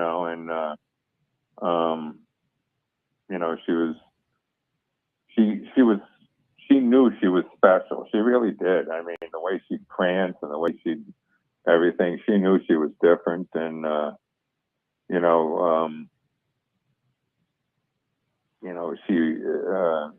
he spaced her races, and he got her right on game day, and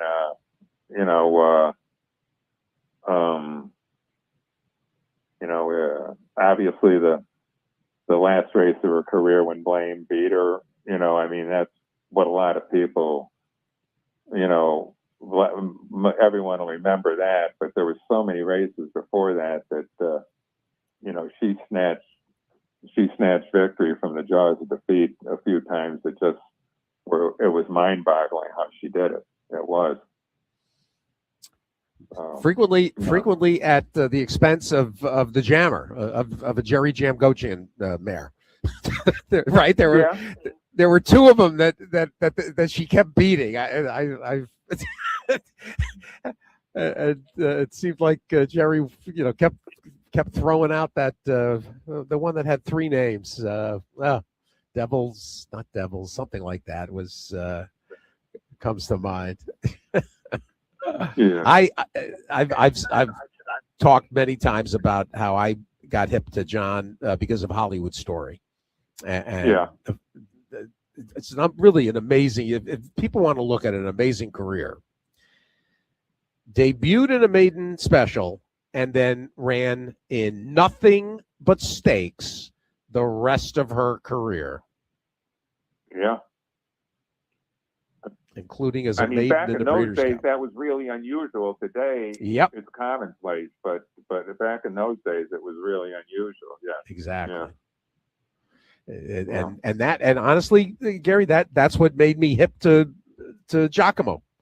I and watching the way he trained Giacomo, and we've talked about that for years. That those top four finishers in that Santa Anita Derby, Buzzards Bay, Wilco, Giacomo, and Buzzards Bay, Giacomo, Wilco, and the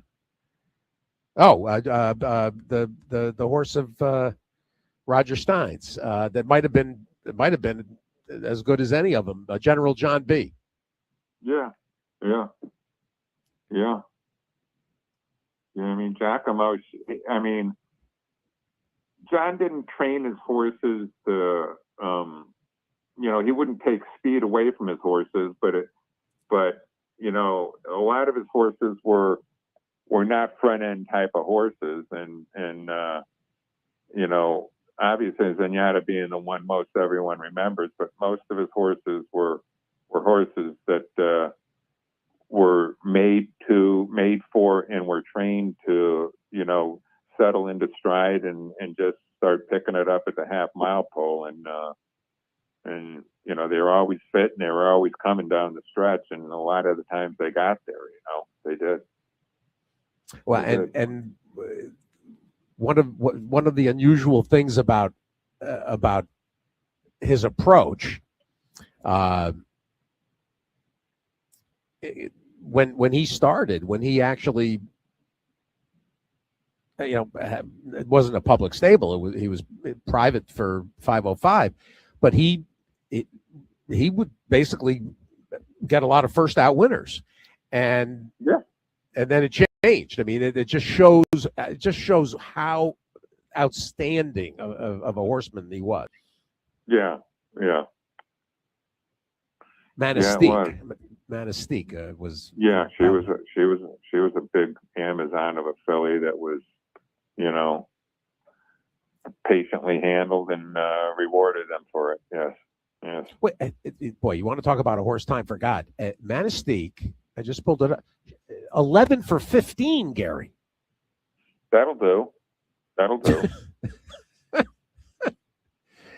And really, the one misfire was the Breeders' Cup Distaff at Gulfstream, but that you know, that racetrack that was that the highway? That was the highway that year, right? Everybody think it was, won on the front end. Yeah.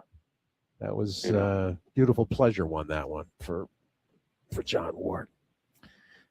Well, Gary, I mean, there's so many to talk about. Randy Winnick and John Sheriffs. I mean, really kind of a golden era, really 70s, 80s, 90s, and all the way to now. And were you at we only found out on Thursday about the Jim Cassidy appreciation the other day. Yeah, I was out of town, but yeah, Jim. Yeah, it was very sad with that. I mean, I hope this is the last time we ever see this much of a wrath of death come into our game in such a short time. Yeah. It really is. When you're in this game, very few people get out of it. It just kind of brings you in, and very few people get out of it. So, hence, there's a lot of people that are there when they get up in age, but to have this many people in the business pass in such a short amount of time is it's sad, and it's mind-boggling. It's on both of it, Yeah, no, it's a bad stretch. We'll see you at OBS in a few weeks. I will be there. Excellent. All right. Well, I was really sorry. I saw your text, and I knew that it would be a hard one for you. But I appreciate you sharing your thoughts and the news of Randy Winnick's passing. Okay. Thank you, Steve. I'll see you at OBS. You got it. Gary Young, everybody. Gary Young Thoroughbreds. Reach out to Gary. In fact, you're looking to buy coming up. In fact, OBS March, OBS April, and Gary give him a budget, and he'll pick you out a few. Glenn Kozak is going to join us in about 8 or 9 minutes at the bottom of the hour. You asked for Glenn Kozak, you're going to get Glenn Kozak. You want to know what's going on with that racetrack, he will tell you. And he'll tell you if there's anything they can do to level it off, make it fair. I appreciate Glenn being available. We'll also, since we're going to talk to him, we'll also get an update about everything going on at Belmont too. And actually, that's going to end up prompting me to text Roger Satina, and we'll see. Maybe Roger can send an updated visuals of the building. Not enough time really to go bring somebody else in. So let me take the window, and we gave you the Oaklawn action, the 2 stakes. Tomorrow, Doug O'Neill, as mentioned, Sunland Derby win for Pavlovian. And here's another production, Redham's. This is a Calbred by Pavel out of a Bellamy Road mare, and homebred for Paul and Zella. And, all eyes here were obviously going to be on Express Kid. And Express Kid ran great. There was nothing wrong with the effort he put in. But at the wire, Pavlovian, and you can watch this, you could watch the replay a few times, and they hit the wire together. And it really did not seem like Pavlovian was in front anywhere except at the wire. Express Kid, literally the bob, the nose is down right before the wire, and the next stride afterward. It was kind of a very fortuitous head bob that gave it to Pavlovian. So we'll catch up with Doug, and it occurred to me to reach out to Doug too, because I wanted to. Last week I didn't get a chance to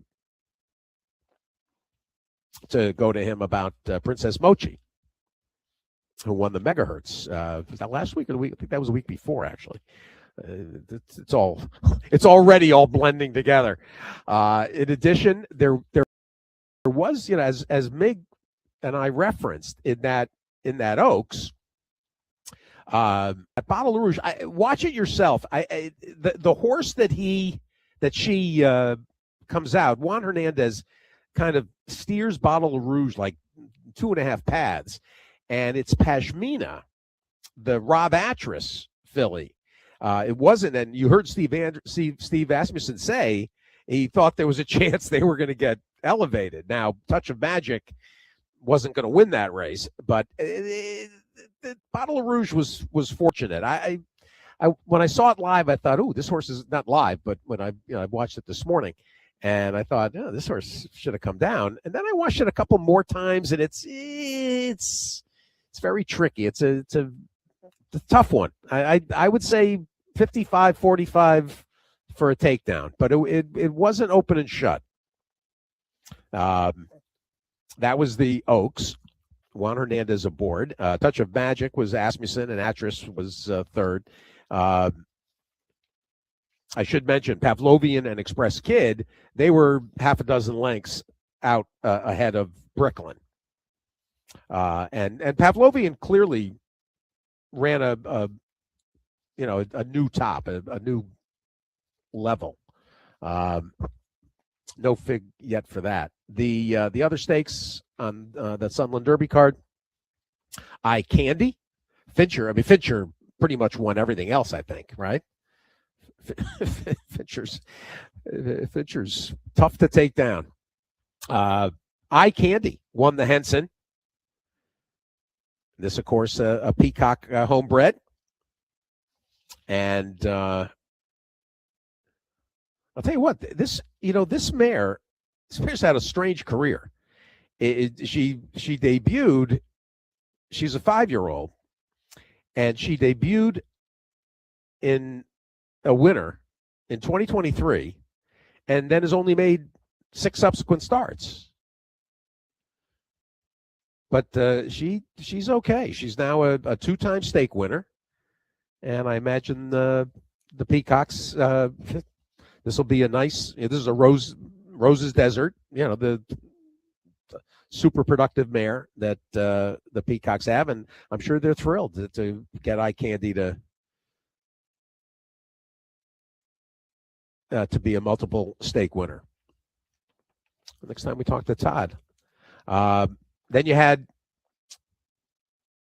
a Fincher winner for the Robesons. By Local, won the Red Hedeman. And the New Mexico, the Pepper's Pride, went actually at a price to Fincher. Marca, a marking filly for the Driggers family. And Ben Ivy. They own the mare, and this is an Attila's Storm mare, Attila Cat. Marca, and won romping fashion at 12-1, basically. And the other stake that was not won by Fincher was Justin Evans. Won the Bill Thomas Memorial with the nice Clovis connection. Clovis connection that was win number 13 in 25 starts. So he's won more than he's lost. He's nice. Calbred that has been all over. There you go. That was your Sunland action, and we'll hear from Doug O'Neill tomorrow. I gave you the Gulfstream. Mullins with Mondego and Jaramillo won the San Marcos.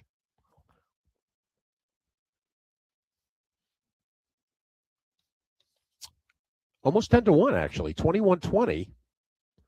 And Gold Phoenix really did not do much running in here for Phil D'Amato. And the little red feather kind of ran around and wasn't beaten a ton, but was 7th, beaten about 4 lengths. But Mondego And Jaramillo's that was a smart move by him to go out to. It was not a bad idea. The those Laurel races I mentioned to you that Callie delivered. Atlantis Queen 5-1 with Hazelwood. This for Gary Capuano and Pocket Threes Racing. Won pretty easily. The Nellie Morse. We mentioned that Jokestar with a minor upset, I suppose, in the post time. Kevin Attard for the Old Wellings. This is one of their Ontario bred homebreds, you'll remember. Passage East, nice number here. And Callie delivered three $12 horses. Hugh McMahon for owner Larry Rabold. An Audible filly. Sheldon Russell aboard. And the big performance in the General George, that was in the Barbara Fritchie, by the way. And the General George win, Point Doom. And a 103 buyer for Tim Kreiser and the Bush Racing team. Good for them. This is the 5-year-old into mischief gelding. So that was your Laurel action. And Honor Marie fans, of which I'm one, Honor Marie won the Dust Commander Saturday night at Turfway for Whit Beckman, Ribble Farms, and Lighthouse Racing. Paid nice, too. Paid $16.80. And on Friday night in the Forgo, GT 500. Maker, Michael Dubb, Doug Knackman, friend Doug in St. Louis. Congratulations to them. GT 500 has been on a nice roll. So there you go. It's almost everything. We're going to get Glenn Kozak in here. It's exactly time.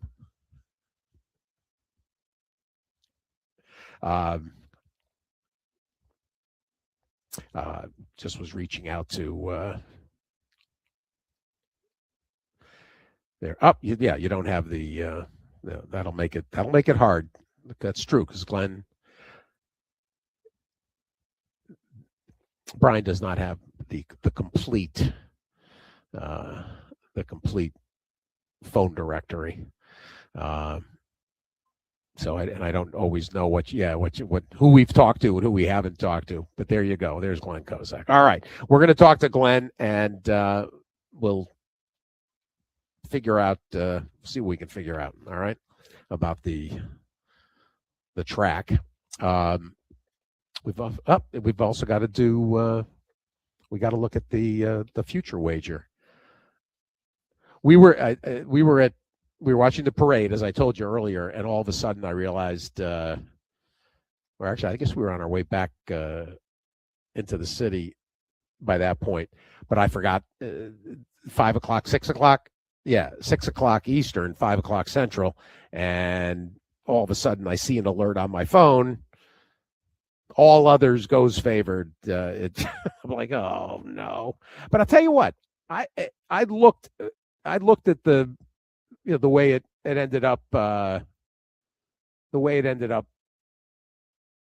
I'm just reaching for it now. I didn't really see something that I couldn't have lived without in terms of betting. I was very interested to see, as I mentioned, when the initial conversation about the weekend, I was very intrigued out of Saturday by Golden Tempo's performance. And I did look Sunday morning, and he was like 30-something to 1, and he closed at 32 to 1. And I don't know if 32 to 1's not, I need a little bit more. So happy of Glatz, 53 to 1. Chip Honcho, if you listen to Steve Asmussen just now, you might be, those of you that took 65 to 1, you might be very pleased with that. You know what? Right? There was the mystery horse that we asked about KK about on Friday. Pyromancer, the Japanese, 77 to 1.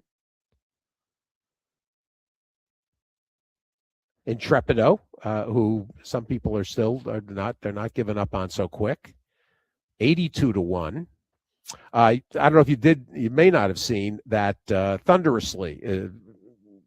Bill Mott announced that he's sidelined, so they suspended the wagering. So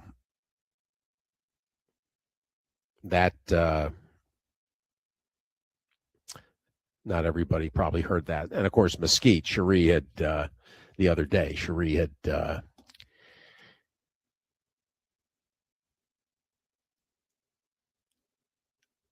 let the soft tissue issue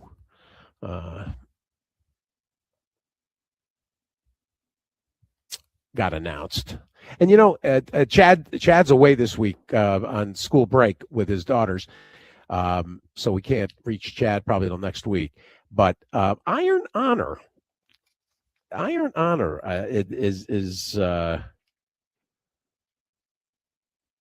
bit of a mystery horse, and he's working steadily along. So it feels a little late in the game, but with just the one, the nice maiden win in December. So we'll try to get an update. Some people, if Iron Honor jumps in at the quarter pole, 122-1. How about that? So, well,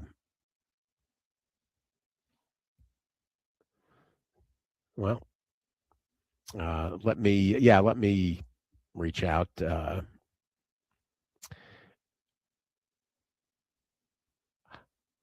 Unless the other option, Brian, is maybe to I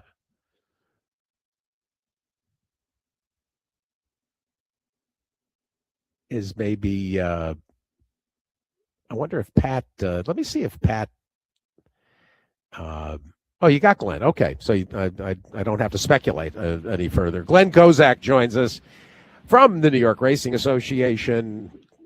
Glenn, you've got to feel so fortunate that there are so many accomplished track superintendents on the internet. No doubt. Explain to everybody what's going on and how much you can do to alleviate what has obviously been an extended and pronounced track bias.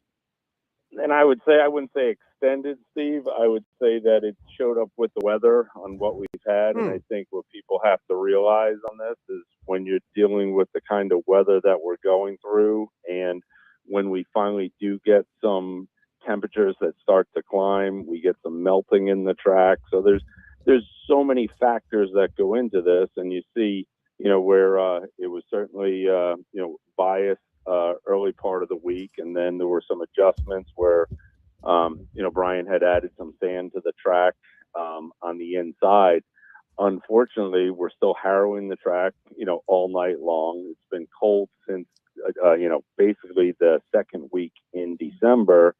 And then the other thing that plays into this is you get the snow that's out there on the blankets that drifts in certain spots on the track. So your moisture content, is different in certain areas because of what drifting snow is. You've got the shadow of the safety rail that broadcasts differently on different parts of the track. So when you do get, 36 degrees and full sunshine, the moisture content changes dramatically. And, you've got frozen gutters on the inside rail of the track where the water gets off the track. I'm sure if, people were watching the races, they saw the individuals on the inside rail working on the drains on the track.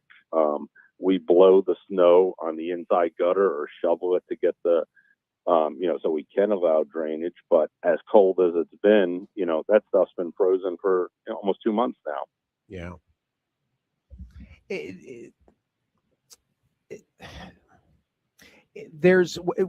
Explain what the limits are exactly, Glenn, in terms of what the Harrows can do and the various mechanics here. I mean, in terms of adding, making it a little deeper on the inside pads? I mean, people think, well, there's got to be an easy way to adjust the track. Explain what the limits are, what your capacity is to do that. Yeah, and I think, the one thing that you're challenged with in the wintertime as well is, we're monitoring the salt content, consistent, almost daily on how much salt is in the track to be able to maintain it. The moisture samples and the measurements are taking as well on this. And remember, when the track freeze dries at night, where it swells up and, the liquid that is in the track crystallizes, so the cushion fluffs up. So what you're looking at 7 o'clock in the morning isn't what you're seeing at 2 o'clock in the afternoon with, full sunshine and temperatures. So, there is a moisture sample, as I said, that's taken. The material is put into an oven and dried to see how much the cushion actually shrinks, to see what the actual thickness of the cushion will be when it does release. The other thing is, as I mentioned, with that safety rail, you've got a shadow that's broadcast on that 2-foot safety rail that's on the track. The harrows can't get underneath the rail, so you're harrowing the track all night long. The material works its way to the inside of the track because of the grades of the track, where the percentages are higher on the turns than they are on the straightaways. Because the harrow can't get underneath the full gooseneck of the rail, when you're grading the track, you have to be careful you're not taking frozen chunks out, because remember, there's an area under the track that you're not able to fully maintain with harrows, and if it doesn't get warm enough, that all stays frozen. So there's a balance on how much the grader can go underneath the rail to get out, how much the harrow can get underneath the rail without hitting the post. So, it's the challenges of, unfortunately, extended cold temperatures and harrowing the tracks, all night long, since, there's only been a couple nights where they haven't had to harrow, because of the temperatures being above freezing since the middle of December. How about that? Well,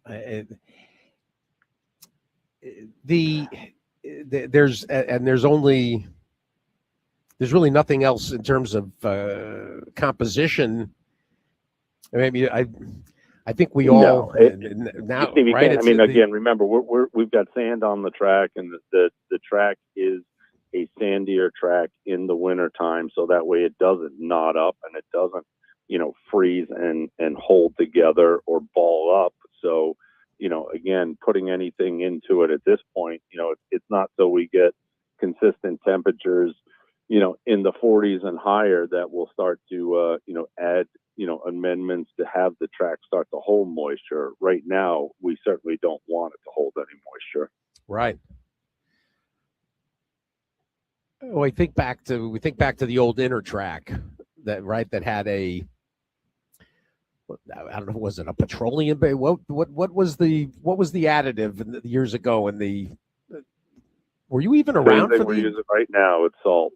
That whole salt. thing about the track being winterized or anything else. I mean, it's limestone base and basically a medium solar salt that's used just to keep the track from freezing. So there's no different product that's used or anything else. That was an old wives' tale.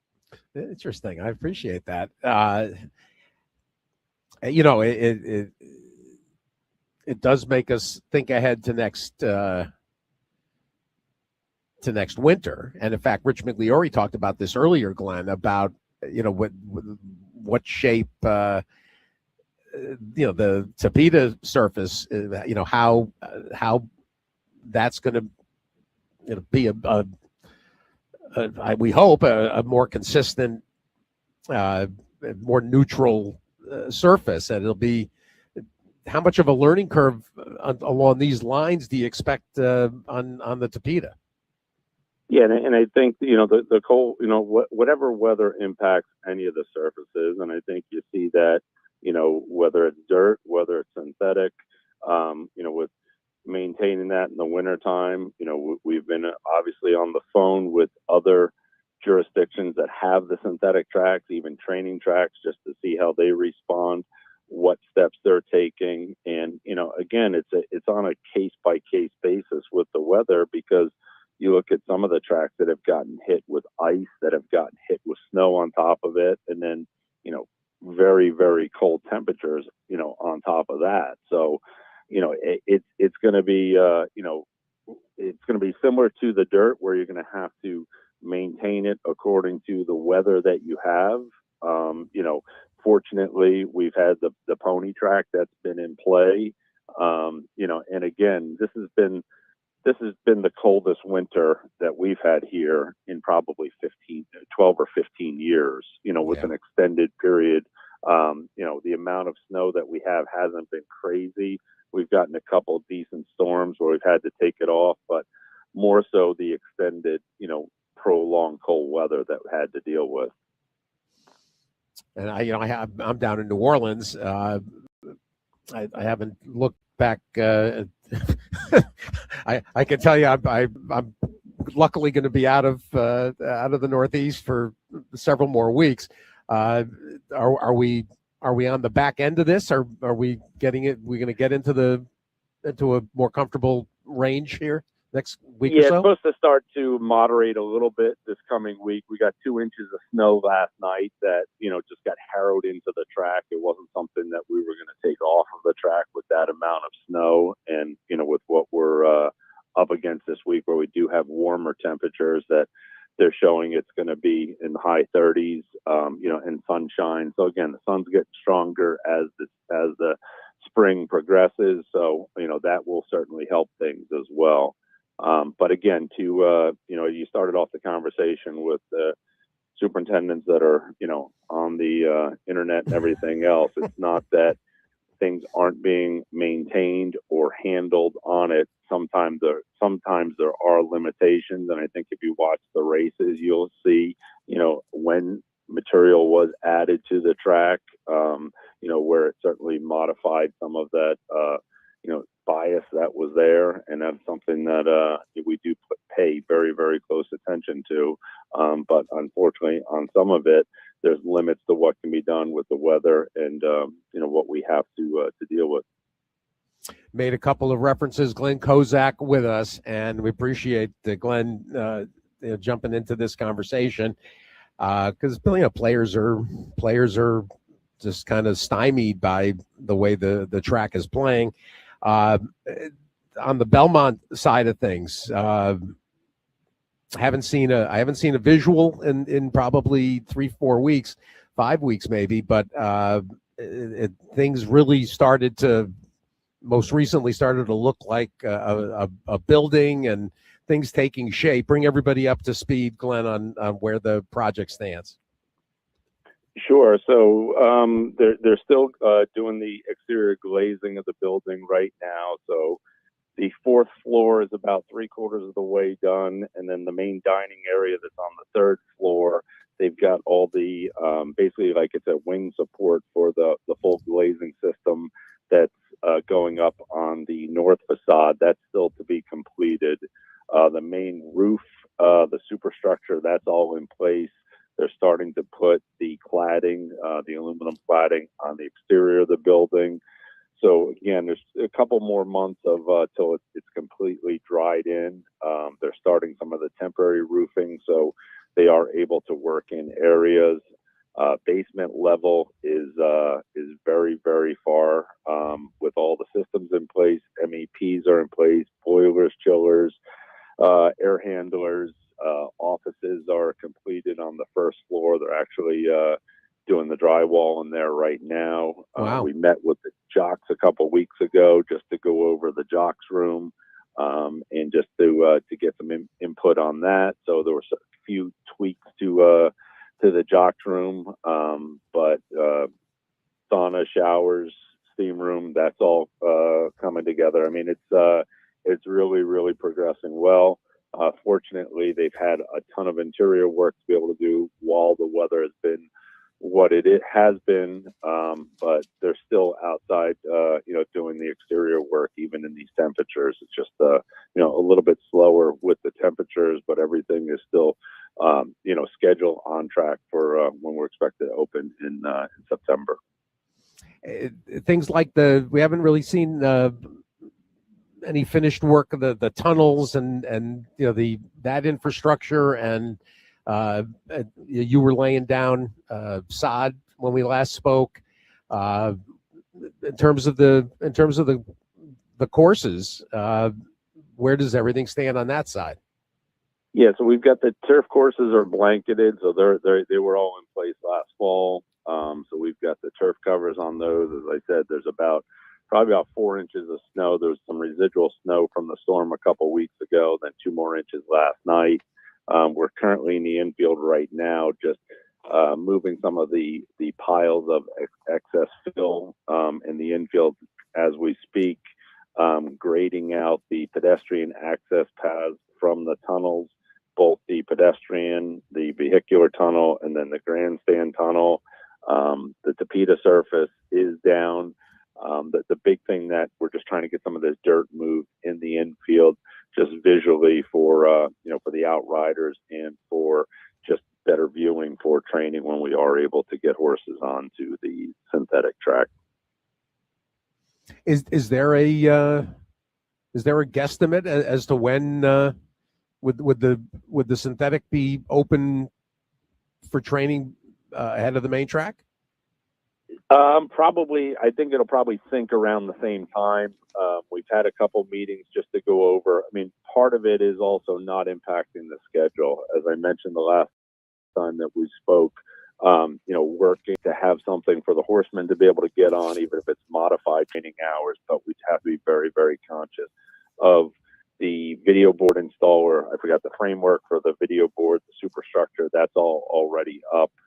Just waiting for the components on that. So we just have to make sure that when we are able to open, we don't impact the installation of the boards. There's a bunch of man lifts currently on the grandstand apron right now. They're doing the front facade of the building along the roof line. So there's 9 lifts on the front side, so they're directly adjacent to the outside rail of the track. So we really have to wait till that kind of work gets done where it wouldn't impact the training, but we want to get horses on the track as soon as possible come this late spring. Excellent. Well, marker poles are going up on the main track, so yeah, it's starting to look like a racetrack. Unbelievable. Given the scope of this project, Glenn, it seems like there hasn't been a straw in your path. The weather has impacted us a little bit with what's gone on the past, couple months. We were very fortunate the last couple of years where we did not lose a day on some of the days where it was so cold. I mean, it was with the wind chill, it was minus 15 here, and tried to have guys and equipment and stuff where we're able, to keep doing some of the work that's useful. But, hopefully the weather turns and we're able to start wrapping up some of the outside work that we can continue to do out here. And then, the one thing of it, I haven't brought it up until now, but then there's landscaping to be done, no? Yeah, and that was the last contract that was awarded, and we're fortunate. The company that we're using, they did all the work at the arena. It's a very large firm here in New York, so they're teed up to do what needs to be done around the facility, and as this gets completed, the building and the paddock, and then the area on the west lawn, it'll be staged and phased as the building evolves and the construction gets completed. As I said, once we get done with the major earth moving out here, the drainage is all complete, the infrastructure is in. We're waiting for some lighting, for some poles for the synthetic lighting, then that'll go up, and then we'll be able to wrap up and start getting sod down in the infield as well. Just working from one end to the other, but it's just, the phasing of it is the critical point where we're not damaging areas that we're working on and making sure that all the infrastructure for all the power, utilities, fiber are all in place.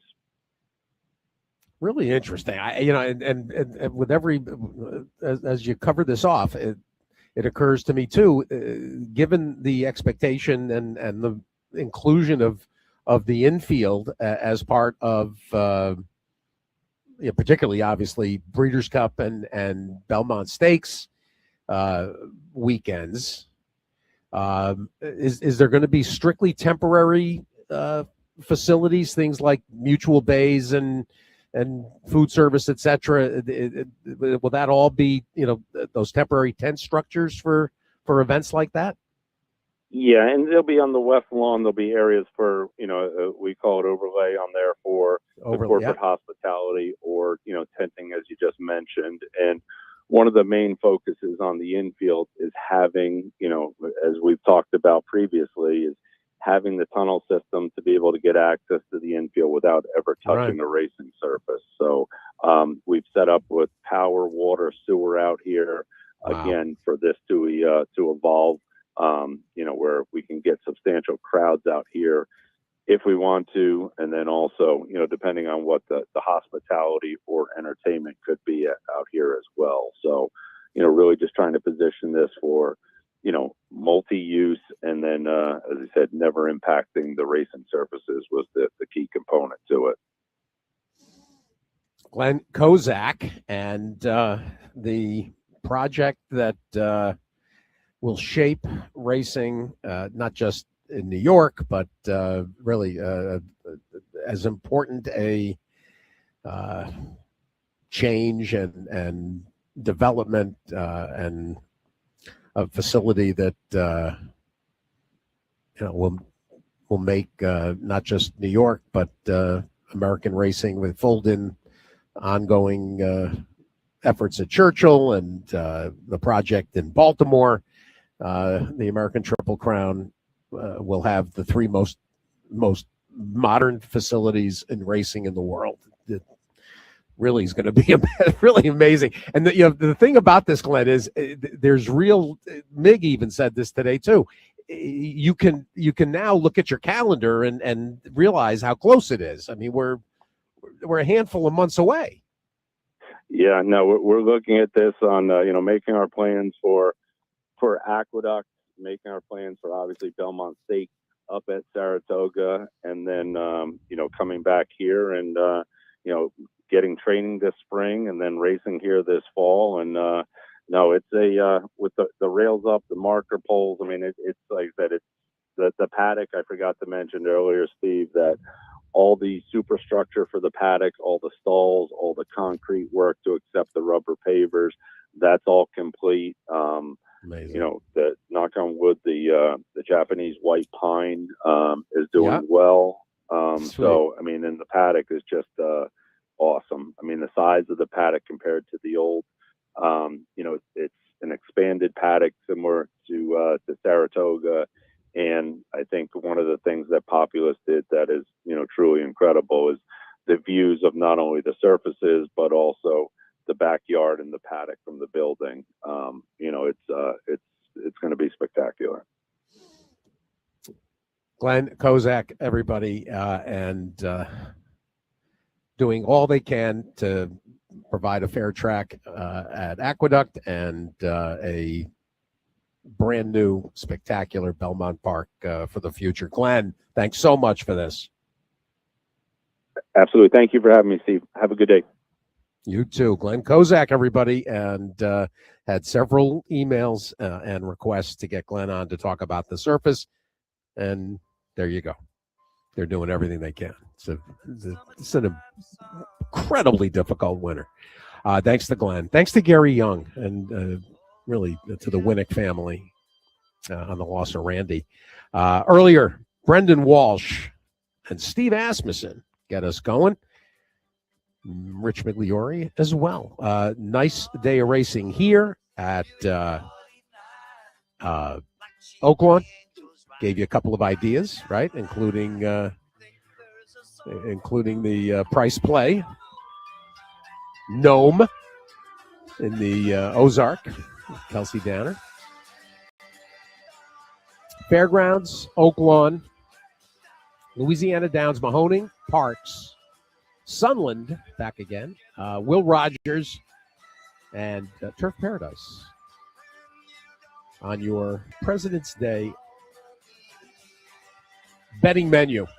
Tomorrow, Mardi Gras here. And then we'll head to Florida. Good luck today if you're playing, everybody. Talk to you in the morning.